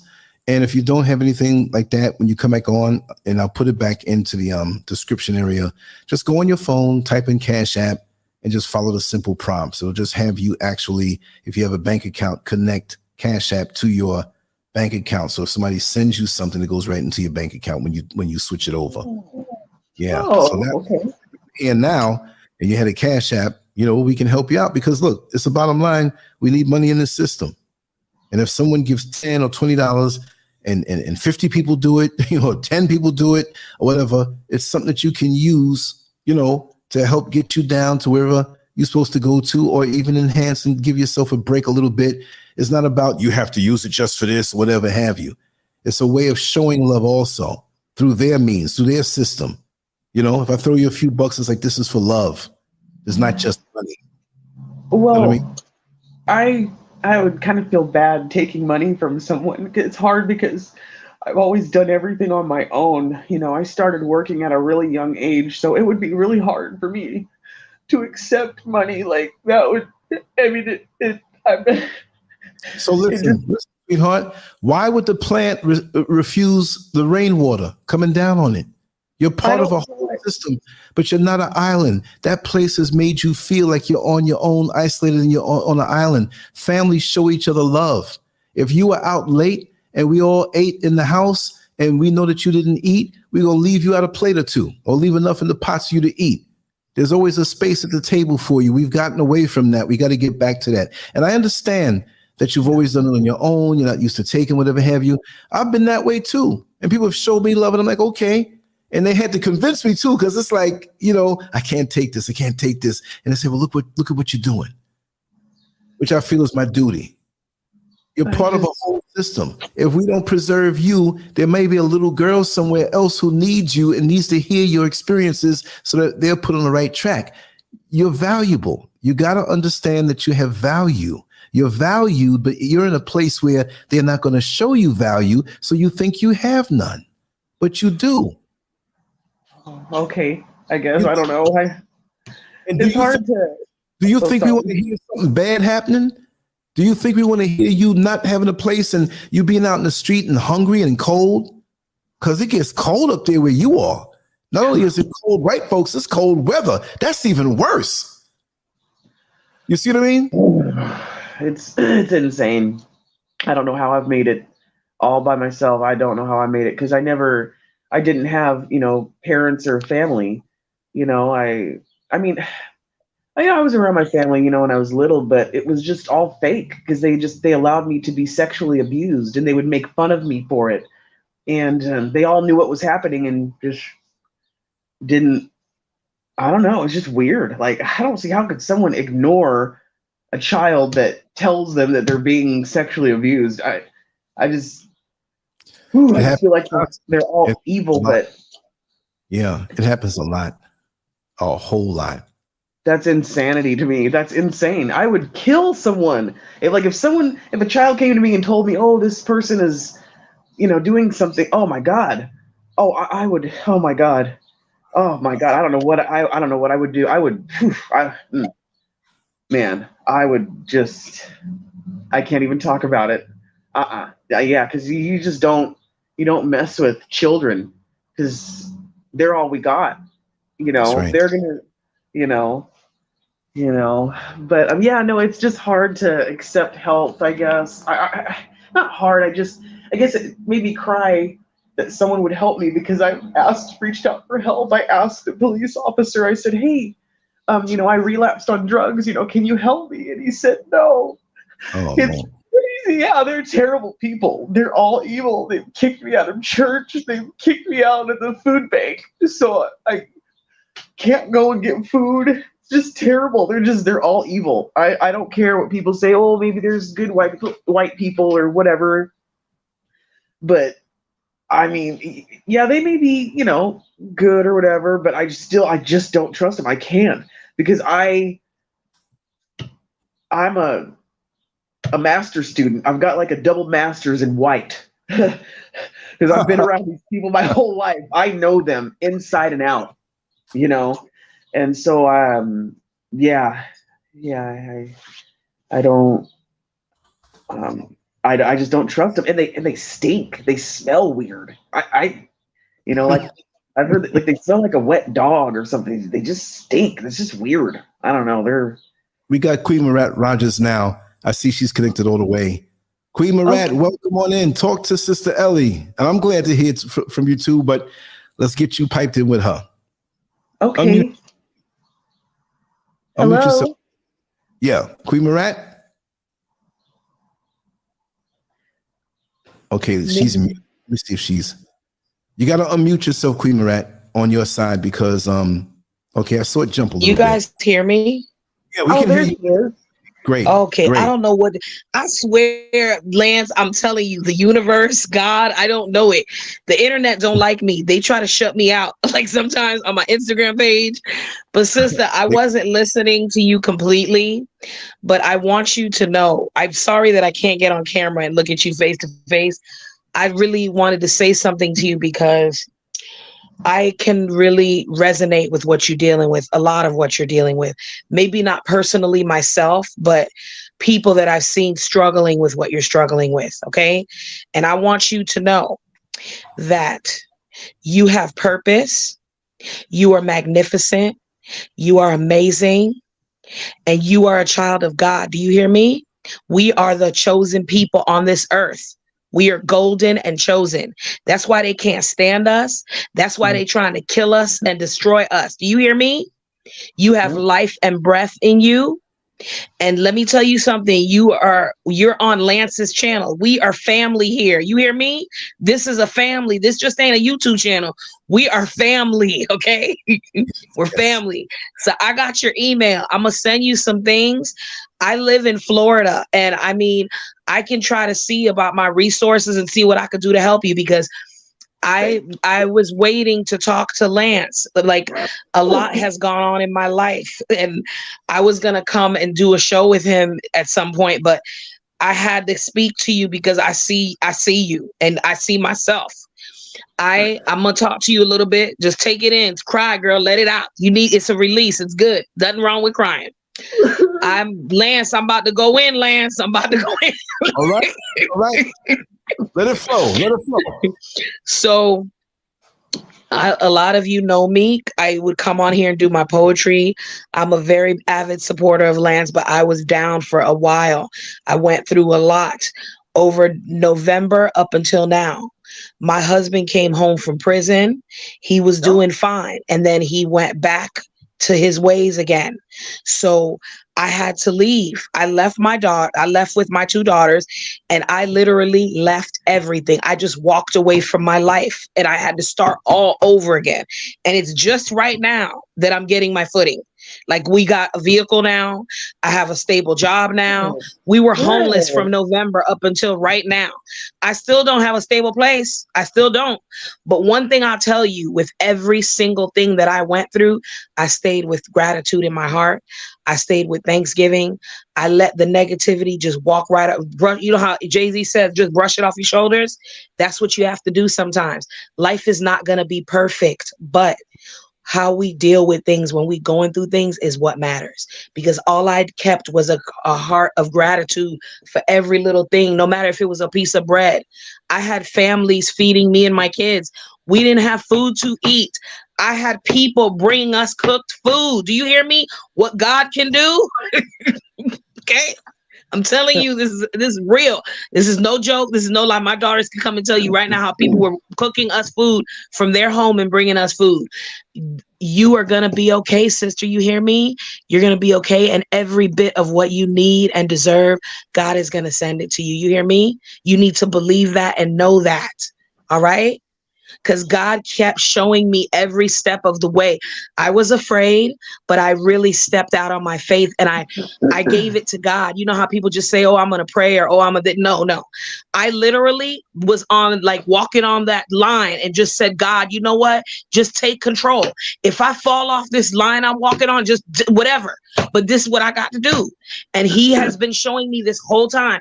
I got you. You are my child. I got you, and I got you and your precious seeds in my hands. I'm covering you with my feathers. I got you. We didn't spend one night in the street.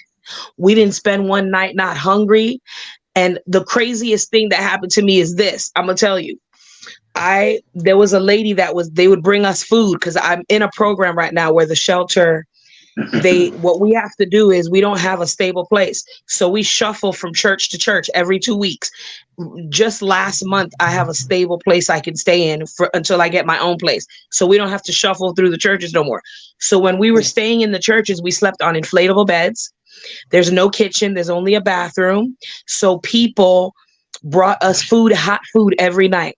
This little old lady, I don't know if she's from Ireland or Scotland, but her and her grandson brought me and my kids food one time. And you know how sometimes we got to be grateful when we don't have anything. Some of the food wasn't that great. You know what I'm saying? Some of the food wasn't that great. But this lady brought us some food that tasted so good. It tasted like home cooked food. So I wrote her a thank you card. Okay. Do you know what my thank you card got me? Just writing the lady a thank you card. She gave me the vehicle that I have right now. Did you hear what I just said? She gave me the vehicle that I'm driving right now. Okay. I wrote the lady a thank you card for some food, and that's what I got back. So I'm telling you, this is a testimony from me to you, sister. I am living proof that no matter what you're going through, stand on your faith, trust in God, and every single thing that you need is yours. You got to trust and believe, though. If you don't trust and believe, it ain't going to work. You got to trust and believe. You hear me? And that's what I wanted to say to you. That's what was on my heart to tell you, sister. And I got your email down. So what I'm going to do is I'm going to try to find where exactly are you? Where are you? What state are you in? I live in Wenatchee, Washington. You're in Washington. Okay. All right. I'm going to see what I can do. Because the lady that helps me, she knows people all over the United States. So I'm going to see what I can do to get you some resources and do whatever I can to help you. I got to screenshot this email. Thanks, Lance. Let me screenshot this right quick. I was trying to get on my computer, but it wouldn't let me. So I'm on my cell phone. That's why I couldn't do the camera. My phone's cracked. Oh. But I love you, sister. Listen to me. You are gonna be okay. Okay, even if it's something that I connect you to, you're gonna be okay. You hear me? Because I've been going through it. Lance knows. And I told him that I was waiting for my husband, and I told him if things weren't right, I was gonna leave him. And that's exactly what I did, because I gotta make sure things are right for me and mine. You hear me? Sometimes we gotta do hard things so we can be okay. But we gonna be okay as long as we make the right choices and stand in our faith. Stand in our faith and be grateful and be thankful. I love you, sister. Thank you. I love you too. I love you, Lance. I love you too, Queen. I'm gonna read you something too before I go. I wrote this poem at the end of last year. It's very short. I wrote it to God. And this is what I've been living by. This was the last poem I wrote for 2022. It's called Psalms from Zion. It's very short. And it says, let go of fear, let God hear. He is always near. No longer be in worry. God is in his time, no hurry.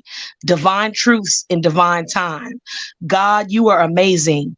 And with gratitude and praise to you in all I do, in each direction I take, you will never forsake. I am grateful for my gift, and I know this is what you want me to do as I'm stomping out all enemies to glorify you. Through my poetic psalms, I say, my people, let go of fear, let God hear. He is always near, and he is so clear. I love you guys. I love you too. Thank you so much. Lance, I'll be in touch. I got more to the story. Okay, I know. And I'll be right here. I love you guys so much. I'm going to stick around, but I'm going back to my girls because they pulling on my coattails. They always in my grill, always. All right. Thank you. Peace and love, sister. Stay up. See, keep smiling. That's the best. Girl, the enemy can't stand me because I be smiling so much. You hear me? Keep that beautiful smile. Thank you. All right. Thank peace you. and love, y'all. Okay, peace. Much love. Yes. Anybody else want to come on in and share? Let's I'd love to get you on a conference call, Ellie, and have everybody calling, and you hear everybody's voice if you want to do that. Okay. Yeah. What I'm going to do, I don't know if you can get this number. I'm going to flash across the screen, but let me do that for everybody if they want to just chime in and have a little short chit chat and connect that way. And let me see. Here it is. Can you write this down? Do you see this on the screen, Ellie? This number? Is it 321? Oh, let's get a pencil and write that down. Let's see. 321 521 2515. Okay, yeah, I got the number. And I just wanted to say that I do I do have a HUD housing voucher. Like this 1-bedroom house that I live in, it's I pay $9 a month for it. And you know, HUD, it's a nationwide, you know, program. So yes, I know that. I do have that. So I want to try to keep it, you know. I really don't want to lose that that HUD voucher. So yeah, I just wanted to throw that out there. If anyone knows of some place that takes HUD, then I could just, all I have to do is just save up enough for the deposit and to get the lights and everything, you know, turned on. And yeah, but yeah, so I just wanted to let people know that. And I just wanted to say thank you to everyone. You guys make me feel good. I don't ever feel good. It's hard when you never see anyone that looks like you and you get lots of, you know, hatred, just evil energy thrown your way.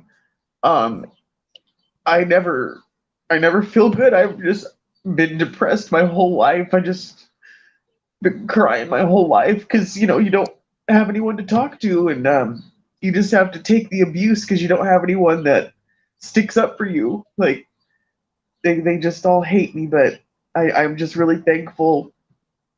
I'm really thankful to everybody. I'm sorry. I apologize if I've monopolized, you know, everyone's time or the show. I hate to make everything about me. I'm sorry about that. But no, you don't have to apologize about that. No, because that's divinely ordered. I guess the topic we were speaking about, we put enough good time in that. This is something positive. It was time just right. That's the way it was supposed to be. And plus, we were supposed to do something today anyway. My time just went fast, and I said, okay, I'm going to contact you. We'll do something after. This worked out just fine. So you don't have to apologize for anything. Well, you know what I mean? We're supposed to if there are any voids anywhere as a people, we're supposed to fill them in. Even we use the technology here to speak to each other. It's needed that way to communicate that. So this was divinely ordered. So don't ever have to ask or say something like that, because this is what we're here for. This is what we're here for. How are we going to be the arm and the leg, the torso and the other leg and make the other leg feel hurt? You know what I mean? We got to make up. Yeah, it's triage. We got to go right to where we need to fill up. I'm a vessel. And this is how I keep afloat. By giving this way, motivating and encouraging. That's what it's all about. If I had $1 billion, hey, I could make things a lot easier. You'll forget all about HUD too. But that's not like that right now. Like I said, we can always connect. We have a vast amount of different positive energies here on this platform. There are real people behind the chat. And you're going to find that out when you check your emails. See? Phone probably blowing up already. Sorry. No, go ahead. I've also, I've been scared to leave because I don't know where to go, and I'm just going to be out there by myself. And, I'm just afraid to get hurt because even though I think I'm a little street smart, but like there are predators out there and they would be able to sense that I'm really kind of new. And I feel that they would take advantage of me. I'm afraid of that. I'm worried about that because I'm very naive. I don't want to say naive or gullible. I'm just very trusting. I'm very just open and honest, right. And I just hate to go out there on my own and just get taken advantage of in some way. I'm worried about that. So it would be nice to travel with someone, or at least go to a destination where I know there's people that will be there for me. Because right. I don't if I could pack my car up right now and leave. Where am I going to go? Where am I going to stay? I guess I thought I could just sleep in my car. You know, Right, I but would probably just go to a shelter. Huh? that's why we have to connect. That's why we have to connect and get you to connect where they, you know, they hit the email, and then eventually your number, you know, so they can speak to you directly. So let's I don't know if you want to do a conference call where everybody can call in and talk to you for a little while. Sure. But yeah, okay. Well, for everybody that's here who's not used to doing that, we can put the number up. That's what I'm going to do. Again, I hand it up on that banner. We'll put that number up. You copy it and just call on in. I'll be there after I shut the show down. And that's the number right there. I'm also going to put your email address back up on the same screen so they can see it, to make sure, even if it's just a kind word, you know. Okay. Yeah. There it is. 321-521-2515. 321-521-2515. Ellie, call that number, write it down. Call. Okay. Now, if you're the first one there, you're not going to hear anybody. So just give it a few moments and chill right there. They may beat you there. You might beat them. But if you don't, okay. Oh, sorry, you kind of cut out for a little bit. Yeah. No, I was saying just call into that number, and if you're the first one, you're not going to hear anybody. Just wait for everybody to come file in, and I'll come in there for you, and we'll talk and we'll exchange and do different things there. And I invite everybody who's in the chat room, who's listening, to call the number. You know, even if you just want to listen or just say something to Ellie, a kind word, encouraging word, and we can do this all the time also. So this doesn't hurt me or take from me in any way. It adds on to me because I know that I help to facilitate something good amongst us. You know, hey, listen, I'm getting older. I got to do some things. You know what I mean? I did a lot of dirt in my younger years. I got to make sure. And this is sincere. It's not about that. It's just being sincere and knowing my purpose. And that's what it's all about. And it brings me great joy. And that's for anybody who's here, you know? So I'm going to shut this down, everybody. I'll be there short. We'll play one song, everybody's favorite song, and then I'll be there to the number. And everybody, please call. Kwame, if you want to call, you can go to LanceScurv.com and hit the tab in the middle. If you scroll down a bit, that tab, it'll give you an option to go in on the link. So you don't have to call. You can just hit that link. It'll put you into the chat room, the conference line the same way. So let's do that. I'm going to hit this music, and we're all going to go to the conference line, y'all. I'm looking forward to it, all right? Okay. Okay. Okay, all right. Well, thank you, everybody. Thank you so much. Thank you. Oh, all right. Thank you guys so much. All right, bye-bye. Okay. All right, sweetheart. Okay. Call that number. All right. Okay. Yes, I'll call right now. Okay. Just wait for us. Okay. Okay. All right. Peace. All right, everybody.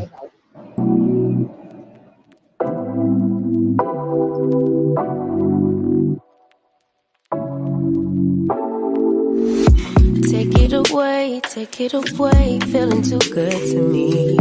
Chilling all day, all in your space is where I wanna be. Here in this room, what did you do? I just can't get enough. Too caught up in your love. I've been trying to forget, but you won't let me. Something in my brain wants you.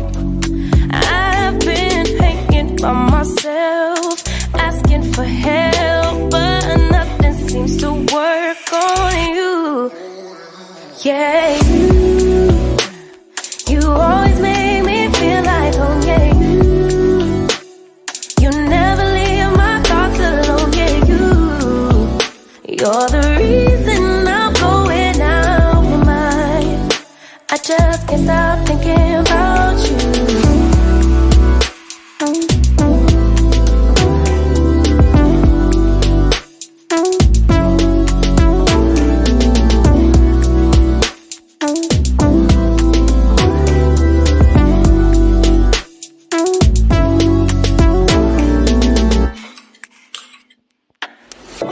all that I crave when you're away. Nights are sleepless. Do we need space? Yeah, maybe a break. Boy, you're my weakness. Give and we take, the love that we make, it's my favorite drug.